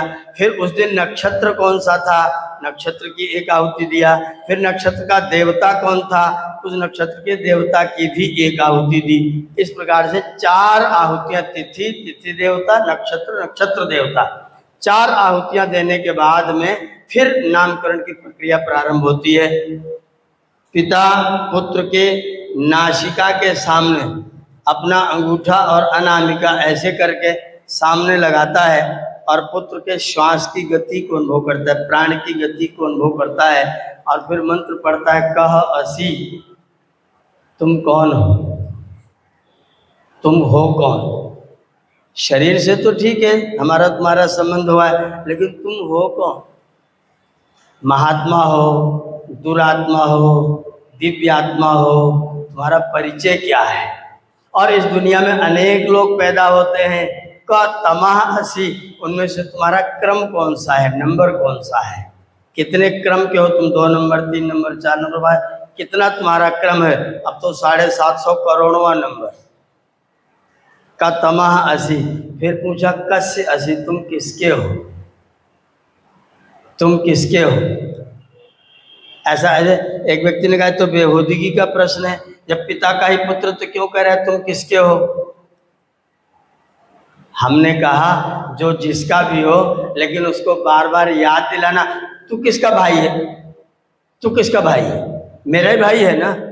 तो मेरा भाई मतलब भ्रातृत्व कर, मेरी संतान मतलब मेरापन कर, जो मैं चाहूं, मैं जो भावना करता वो तू कर। इसलिए पूछ रहा है तुम कौन हो भाई, तुम किसके हो भाई, आखिर मेरे ही हो ना, तो मेरा वाला काम करोगे तो। फिर पूछा को नाम आसी, क्या नाम है तुम्हारा। बच्चा आराम से बैठा हुआ है, आपने प्रश्न पूछ लिया, उसने कोई उत्तर ही नहीं दिया। आपने कहा क्या करें। मान लो उसने मन से प्रश्न किया, ये सारे सवाल क्यों कर रहे हो। बोले यस्य ते नाम अमन मही, तुम्हारा नाम तो कभी हो ही नहीं सकता, मेरा कोई नाम नहीं है। नाम किसका है, मेरे शरीर का है। शिवदत्त मरेगा तो मैं मरूंगा कि शिवदत्त मरेगा। तो मेरा नाम शिवदत्त है कि शरीर का नाम शिवदत्त है। मर कौन रहा है, शरीर। तो शरीर मर रहा है तो मैं कहाँ मर रहा हूं, तो मेरा क्या नाम है। सभी जीवात्माओं का कोई नाम नहीं है, कोई नाम नहीं है। यस्य ते नाम अमन्मयी, नाम वास्तव में है नहीं, हम नाम मान ले रहे हैं, नाम नहीं है। परमार्थ में कोई नाम नहीं है, नाम मान लेते हैं। यस्य ते नाम अमन्मयी, हम तुम्हारा नाम आज मान रहे हैं। और क्या कर रहे हैं, यमत्वा सोमेन अति त्रिपाम, और तुमको अपने आशीर्वाद से तृप्त कर रहे हैं।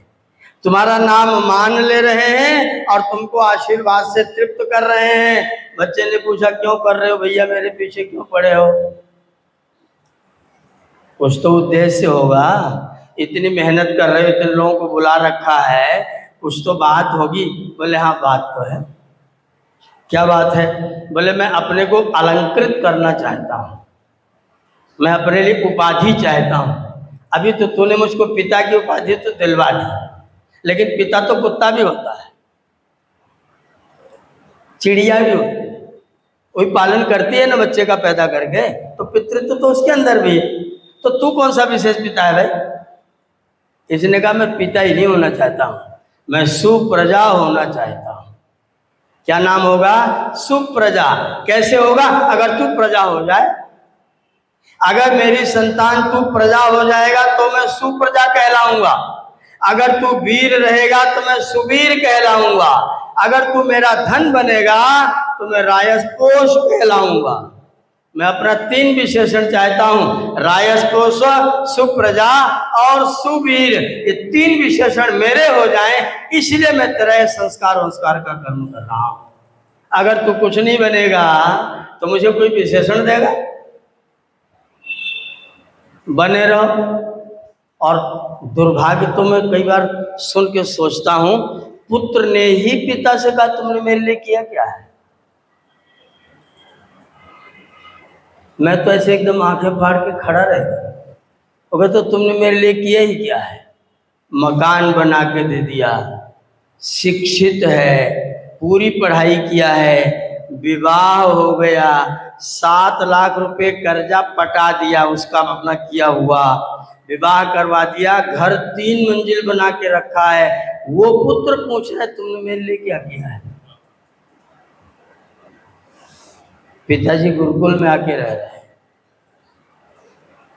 पुत्र ने पूछा तुमने मेरे लिए किया क्या है? जो पैतृक संपत्ति मिली वो सुरक्षित किया, तुम्हारे लिए घर नहीं था 3 मंजिल का मकान बनाया, गांव में तुम्हारे लिए स्टेटस खड़ा किया, शहर में तुम्हारे लिए पैर रखने की जगह बना के दी, तुम्हें शिक्षित करके हिंदी विभाग का प्रवक्ता बनाया, लेक्चरर बनाया, और तुम पूछ रहे तुमने मेरे लिए क्या किया है? तो पिता तो मर गए। हम चाह रहे हम सुप्रजा हो जाएं, हम सुवीर हो जाएं, हम रायसपोष हो जाएं, इसलिए हम तुम्हारा नाम रखना चाहते हैं। बताओ हम तुमको क्या कहें? तो पुत्र तो कुछ नहीं बोलेगा, लेकिन हमें नाम रखने का अधिकार है। क्या नाम रखेंगे? क्या नाम रखेंगे? ऐसा नाम रखें जो आपकी भावनाओं का सत्कार करता हो, जो आपकी भावनाओं से युक्त हो, और जो आप जैसा उसको बनाना चाहते हैं, जो उसका लक्ष्य रखना चाहते हैं, वो नाम उसको आप बना करके दीजिए। क्योंकि नाम का प्रभाव उसके ऊपर पड़ता है। जब जब उसको उस नाम से पुकारते हैं, जब आप पिता बच्चे को उस नाम से पुकारते हैं, और वो नाम अगर ज़्यादा सुंदर है तो उसके अंदर वो भाव आएगा।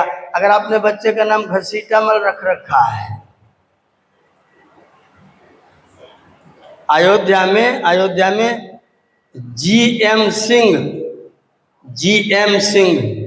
मैं उनके हवन कराने गया, तो मैंने कहा जब संकल्प बोलते, मैंने कहा अपना नाम लीजिए, बोले GM सिंह। मैंने कहा फुल फॉर्म बोल दीजिए, बोले वो रहने दीजिए। IPS, अपना नाम फुल फॉर्म क्या है? बोले वो छोड़ दीजिए। अरे बता दीजिए। बोले नहीं उसे छोड़िए, अब उसकी चर्चा मत करिए। मैंने कहा चलो कोई बात नहीं। और भी लोग बैठे थे, जब हम एकांत में जलपान करने बैठे, मैंने कहा अब अपना नाम पूरा बता दो। बोले हमारा नाम हमारे पिता घसीटामल रखा था, पता नहीं क्या सोच के रखा। अब पिताजी जाने, स्कूल में वही रह गया, अब सब उसी में मेरी नौकरी भी चल गई। अब सहूर में आता है कि घसीटामल मुझे क्यों पिता ने रखा है? अरे मल भी था तो घसीट क्यों रहते भैया, आराम से कहीं रख देते। और घसीटा था तो मल क्यों बना दिया था? घसीट के ठीक कर लिए होते। नाम घसीटामल रख दिया, बच्चा नाम बताते थे, पर किसको बताए? फुल फॉर्म किसको बताए? ऐसा नाम रखे जिसको बताने में बच्चे को गर्व हो, बच्चा गर्वपूर्वक उस नाम को बताए, और वो नाम बताए किसी विद्वान के सामने तो विद्वान गर्व करे, हाँ इसका पिता समझदार व्यक्ति, पढ़ा लिखा व्यक्ति है, जिसने अपने बच्चे को ऐसा अच्छा नाम दे रखा है। ऋषि ने थोड़ी व्यवस्थाएं बनाई। नाम में यारा लावा 4 अक्षर जरूर कहीं न कहीं से जोड़ो। घोषवत अंतस्थम, अंतस्थ वर्ण 4, यारा लावा, तो नाम में यारा लावा जोड़ो। नाम में वर्ग का पहला और दूसरा अक्षर छोड़ के तीसरा, चौथा, 5वां अक्षर जोड़ो। पहला दूसरा का खा ये छोड़ के और बाद वाले जोड़ो। ऐसा कोई नाम न रखो जो पूर्व में इतिहास में शत्रुओं का नाम रह चुका हो। अनरिप प्रतिष्ठम, ऐसा नाम जोड़ो जो पूर्वजों के नाम के साथ में तुलनात्मक रूप से ऐसा लगे जैसे कोई वंश परंपरा एक बेल दूसरी बेल तीसरी बेल चल रही हो, ऐसा नाम रखो। घोषवत आद्यंतरंतस्तमनृप प्रतिष्ठम कृतम नाम कुर्यात न तद्धितम। ऐसे कुछ व्यवस्था बनाई हुई, तद्धित नाम ना रखो, कृदंत नाम रखो, धातु प्रत्यय से बना हुआ नाम रखो। स्त्रियों का नाम 1, 3, 5 ऐसे ऐसे क्रम से रखो, और लड़कों का नाम 2, 4, 6 इस नाम से रखो, 2 अक्षर 4 अक्षर 6 अक्षर। पुत्रों का नाम और पुत्रियों का नाम 1, 3, 5 विषम संख्या वाला नाम रखो। मैंने एक दिन बड़ा प्रश्न किया, कई विद्वानों से पूछा, किसका ऋषि ने लिखा है भाई? मैं चक्कर में ऋषि ने कुछ तो सोचा होगा लिखने के लिए। मैंने सोचना शुरू किया। एक बहुत अच्छे संगीत के विद्वान मुझे मिले, बोले आचार्य जी 7 स्वर होते हैं, उनमें पहला, तीसरा, 5वां, 7वां स्वर जो विषम वाला है वो कोमल स्वर कहा जाता है, और जो 2, 4, 6 अक्षर है वो परुष स्वर, कठोर स्वर कहा जाता है। तब मेरी समझ में आया, लड़कों का नाम कठोर स्वर वाला, पुत्रियों का नाम कोमल स्वर वाला, इसीलिए ऋषि ने 1, 3, 5 विषम अक्षर में पुत्रियों का नाम करने की व्यवस्था की। पुत्रियों का नाम कोमल धुन में, कोमल स्वर में, पुत्रों का नाम परुष स्वर में, कठोर स्वर में। 7 स्वरों में 4, 2, 6 जो सम संख्या है वो कठोर स्वर है, और 1, 3, 5, 7 कोमल स्वर है। तो पुत्रियों का नाम कोमल स्वर में रहे और पुत्रों का नाम परुष स्वर में रहे। ऋषि ने कहा ऐसे विषम संख्या और सम संख्या का ध्यान रखो, और उसमें यारा लावा कहीं न कहीं से जोड़ दो। शब्द कोई से रखो, लेकिन यारा लावा कहीं न कहीं आ जाए, जुड़ जाए, तो यारा लावा जुड़ेगा वो अच्छा माना जाता है। कृदंत है अच्छा माना जाता है, अंतस्वर्ण मिला है अच्छा माना जाता है, तीसरा, चौथा, 5वां अक्षर है अच्छा माना जाता है। और सार्थक नाम हो, टास्क देता हो, लक्ष्य बताता हो, ऐसा नाम हो, व्यक्ति को प्रेरणा और ऊर्जा प्रदान करता हो, ऐसा नाम व्यक्ति का रखा जाए।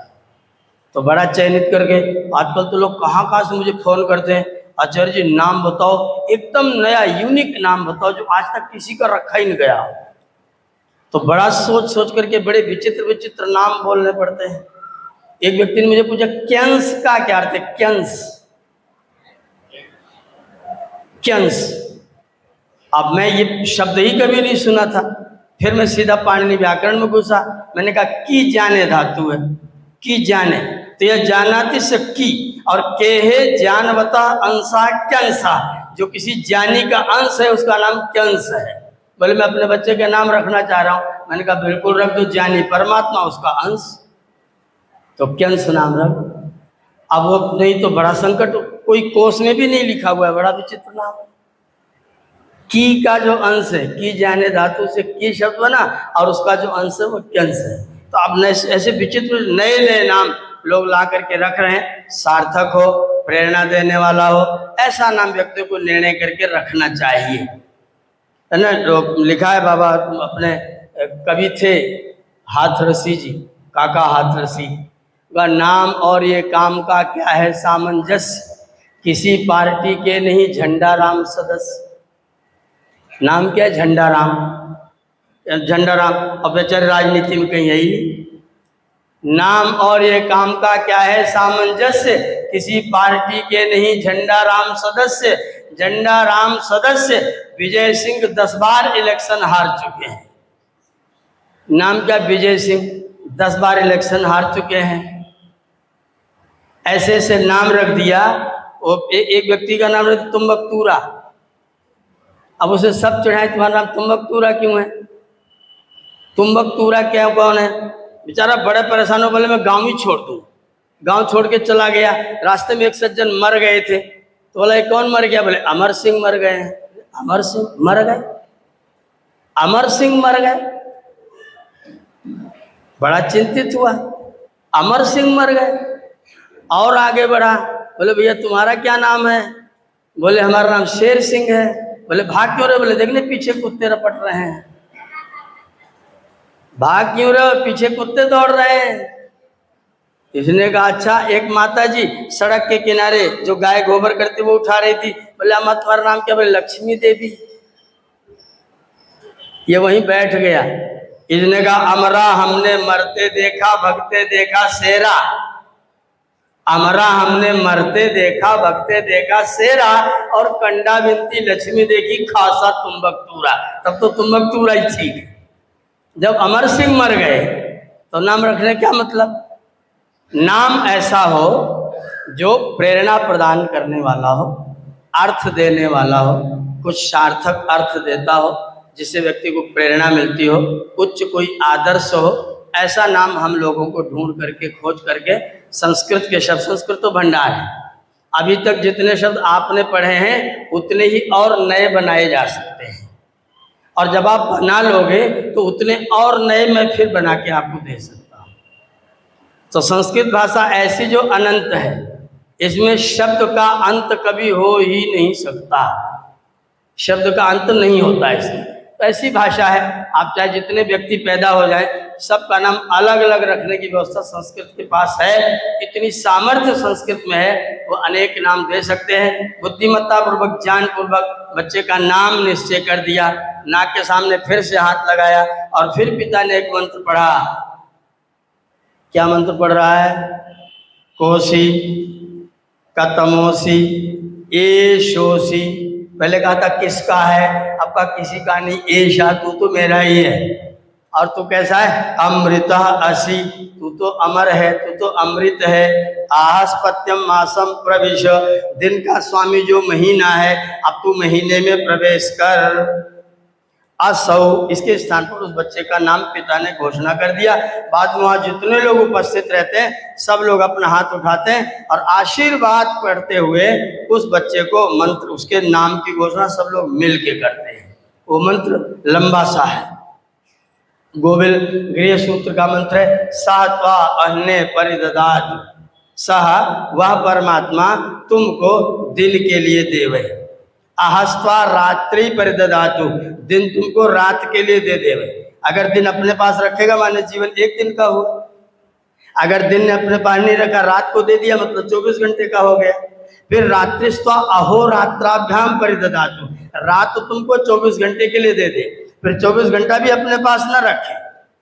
अहोरात्रत्वा अर्धमासेभ्यः परिदत्ता, वो आधे महीने में एक पक्ष के लिए दे दे, फिर पक्ष भी अपने पास न रखे।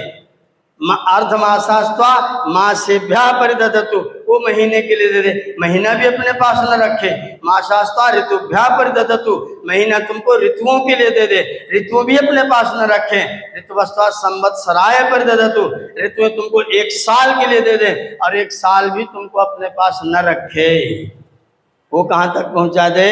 वो आयुषे जरायै परिददातु, वो वृद्धावस्था पर्यंत दीर्घ आयु के लिए तुमको बढ़ा दे। ये आशीर्वाद देते हुए सब लोग उसके नाम की घोषणा कर देते हैं, तो ये नामकरण संस्कार हो जाता है। उत्तम से उत्तम विचार पूर्वक नाम की घोषणा सबसे पहले पिता के द्वारा, और पिता के बाद में फिर वहाँ उपस्थित सब लोगों द्वारा नाम की घोषणा, और उसके बाद में बच्चे को आशीर्वाद। इतना कार्यक्रम करने के बाद में नामकरण संस्कार समाप्त होता है। कुछ लोगों ने कहा स्वामी जी तिथि और नक्षत्र तो मानते नहीं है, तो तिथि नक्षत्र की देवता की आहुति क्यों दिलवाई? हमने कहा बच्चा किस तिथि में पैदा हुआ था, कल को ऐतिहासिक काम करेगा तो उसकी तिथि का ही हमको पता नहीं रहेगा, उसके नक्षत्र का ही हमको जान नहीं रहेगा कब पैदा हुआ था। जब हम पुस्तक लिखेंगे तो हमें तो तिथि नक्षत्र देखना पड़ेगा, कौन से सन में कब पैदा हुए, क्या लिखा गया, क्या पढ़ा गया। इसलिए तिथि और नाम को याद करने के लिए ऋषियों ने तिथि और नक्षत्र की आहुति डलवाने की व्यवस्था लिखी हुई है, जिससे माता पिता उसके तिथि और नक्षत्र को ध्यान रखें। हमारी परंपरा में, पौराणिक परंपरा में, नाम उस नक्षत्र को देख करके और बच्चे का नाम छांटा जाता है। एक नक्षत्र को 4 चरण में बांट दिया गया है। एक नक्षत्र जैसे मान लीजिए एक नक्षत्र 30 घंटे का है, तो 30 घंटे में 7.5 घंटे के 4 घंटे बांट दिए गए। तो जब से वो नक्षत्र शुरू हुआ तब से लेकर 7.5 घंटे तक प्रथम चरण, 7.5 से फिर 15 तक द्वितीय चरण, 15 से 22.5 तक तृतीय चरण, और 22.5 से 30 तक फिर चतुर्थ चरण। ऐसा करके बांट दिया और चारों चरणों में कुछ अक्षर निर्धारित कर दिए जिनका नाम राशि के अंतर्गत ले लिया। इस चरण में पैदा हुआ तो ये राशि। अब अगर किसी व्यक्ति का नाम राशि के आधार पर रखा गया हो तो उसको नक्षत्र याद करने की जरूरत नहीं है। राशि से उसके नक्षत्र का ज्ञान हो जाएगा, राशि से उसके तिथि का ज्ञान हो जाएगा। तो अगर आप राशि का नाम रखते हैं तो नक्षत्र का ज्ञान हो जाएगा, नक्षत्र याद रखते हैं तो राशि का ज्ञान हो जाएगा। कोई एक चीज याद रखेंगे तो व्यक्ति के जन्म का नाम, जन्म का समय आप याद रख सकते हैं। इस व्यवस्था के लिए वहाँ पर तिथि और नक्षत्र की आहुतियां डलवाने की व्यवस्था स्वामी जी ने लिखा है। नक्षत्र जन्म के समय कौन सा था? कई बार प्रायः उस नक्षत्र का प्रभाव व्यक्ति के जीवन पर रहता है। जैसे चंद्रमा पूरे प्रबल वेग में अगर है और व्यक्ति उस चंद्रमा के प्रबल वेग की स्थिति में व्यक्ति का जन्म हुआ है तो उस व्यक्ति से ज्यादा झगड़ा करने के चांस कम होते हैं।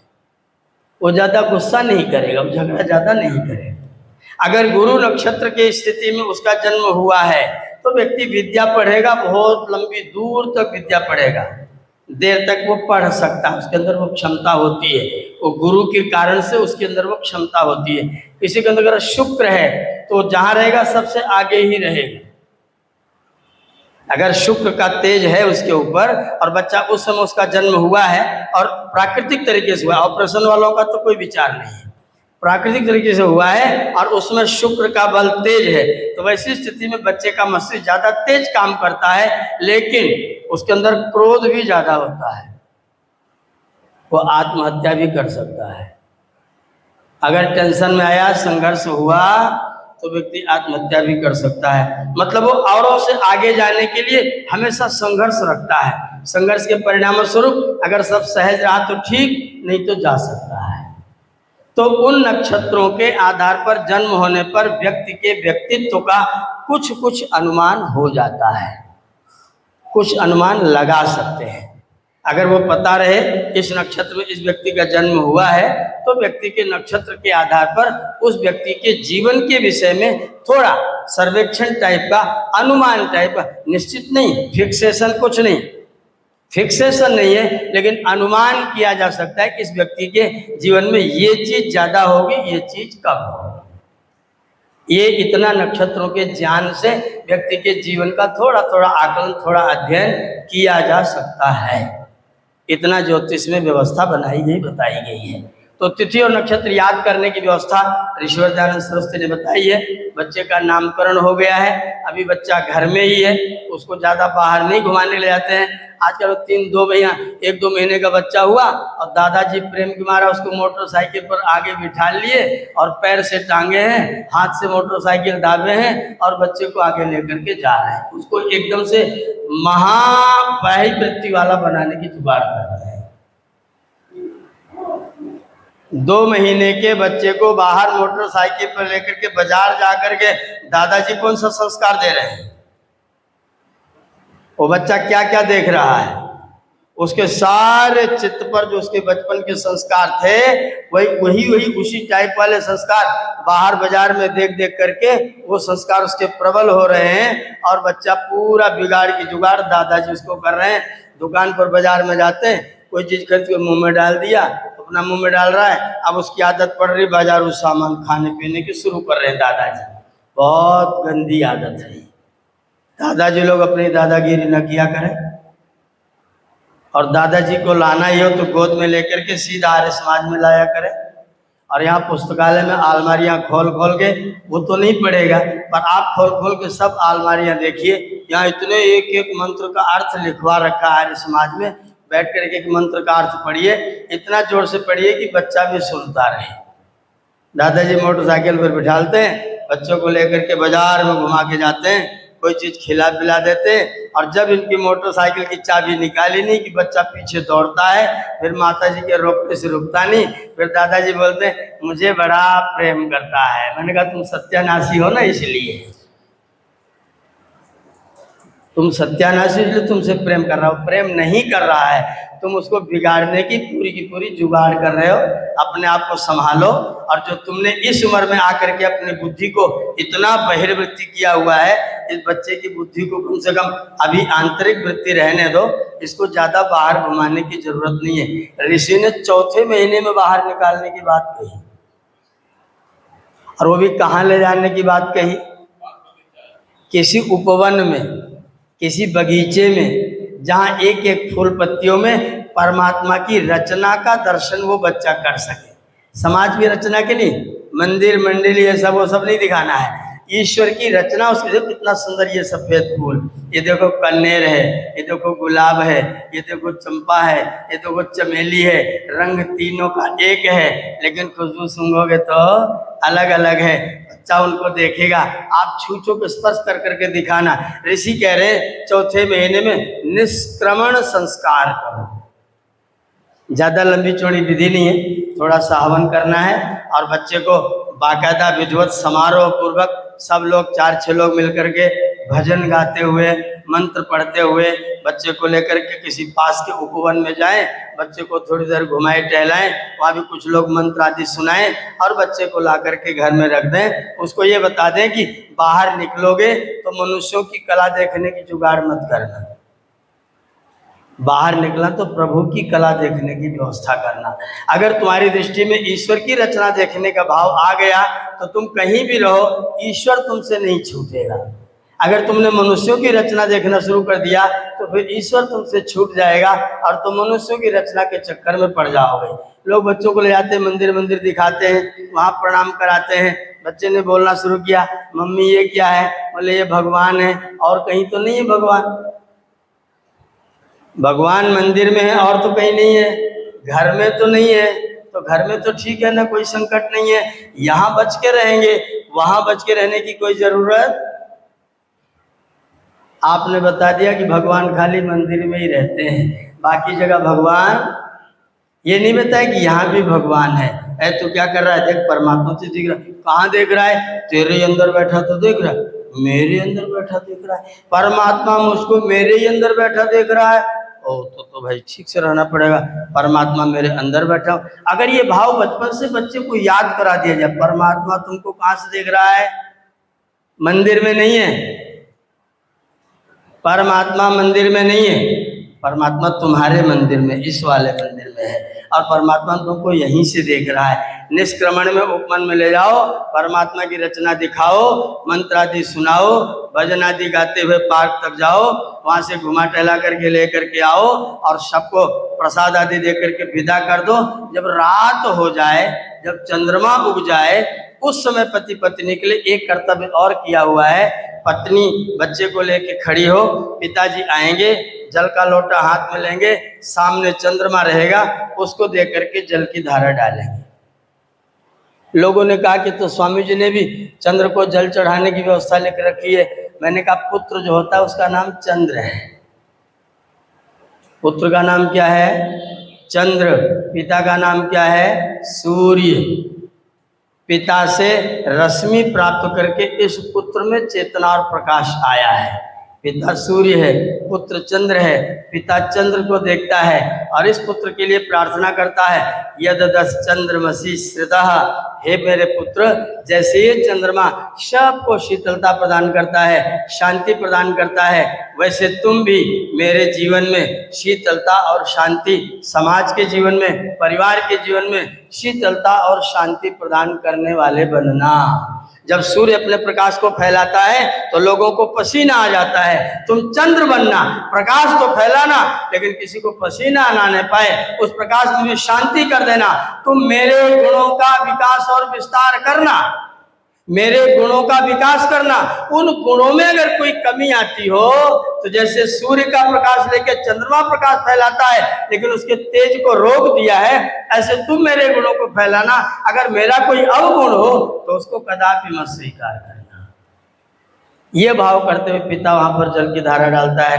फिर पिताजी बच्चे को ले लेते हैं, फिर माताजी जल की धारा डालती हैं और फिर माताजी परिक्रमा करके पति के साथ में और बच्चे को लेकर के फिर वो लोग घर में आ जाते हैं। ये प्रक्रिया निष्क्रमण संस्कार की रखी हुई है। पहले बाहर घुमा के लाना है, फिर रात्रि में चंद्रमा का उदय होने पर चंद्रमा के जैसा हमारा पुत्र हो। लिखा हुआ है चंदनम शीतलम लोके चंदनम शीतलम, लोक में चंद्रमा चंदन शीतल है।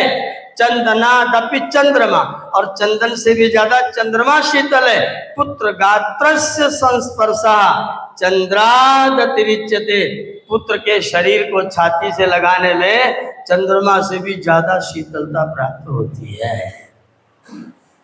पुत्र गात्रस्य संस्पर्शः चंद्रादतिरिच्यते, पुत्र के गात्र का स्पर्श करने से पिता को जो सुख मिलता है, जो शीतलता मिलती है, जो उसको क्या बोलेंगे, प्रेम और उसको सांत्वना मिलती है, वो सांत्वना चंद्रमा से भी ज़्यादा बढ़ करके होती है।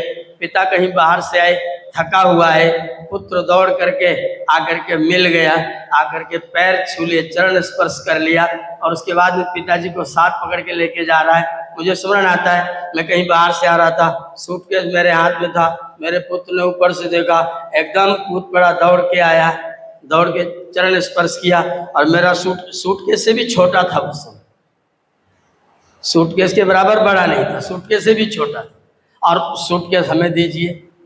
हमने कहा भैया तेरे पे उठेगा नहीं, बोला अरे दीजिए तो सही। हमने छोड़ दिया, अब उठाने की कोशिश किया तो उठे ना, दोनों हाथों से उठा के आधा पेट पर लटकाए, घसीटता सूटकेस लेके चल रहा है। माता ने देखा ये क्या कर रहे हैं, बोले ये कह रहा मैं आपका सूटकेस लेकर के चलूंगा।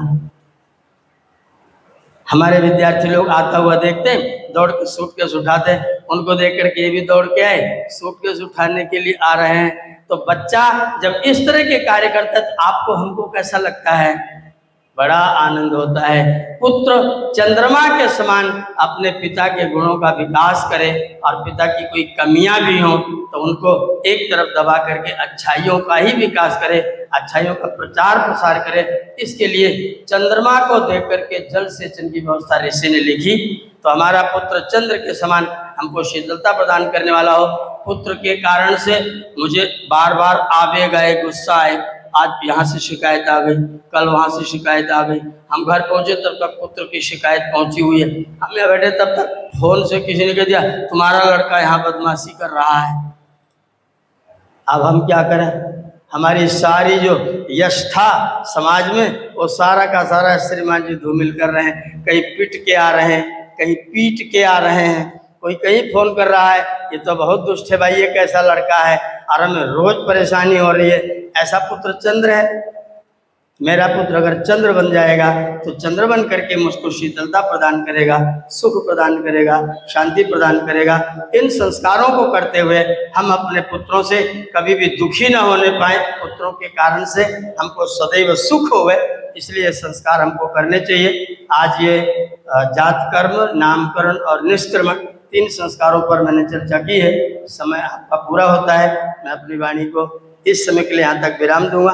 आदरणीय माता जी कुछ प्रश्न कल कर रही थी, अगर वो प्रश्न सबके लायक हो तो कर दीजिए और सबके सामने चर्चा हो जाए, अच्छा लगेगा जी।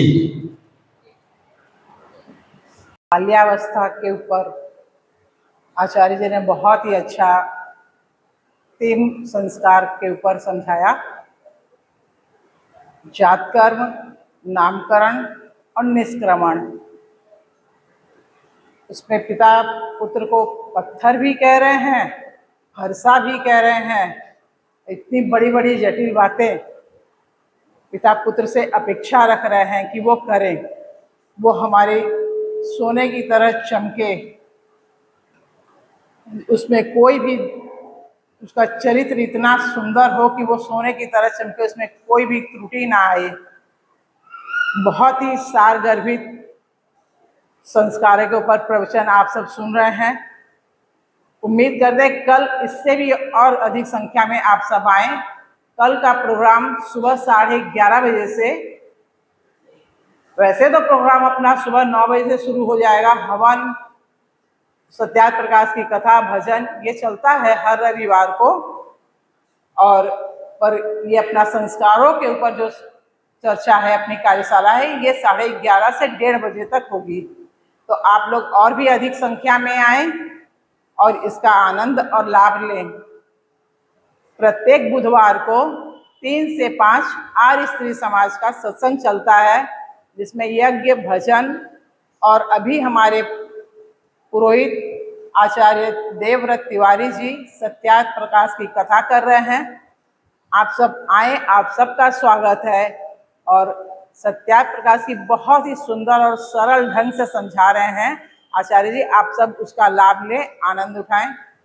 बहुत गर्मी है, इस गर्मी में भी आप सब इतना आई हैं, आप सबका बहुत बहुत धन्यवाद। बहुत बहुत दूर से सब आई हैं, आप सबका बहुत धन्यवाद।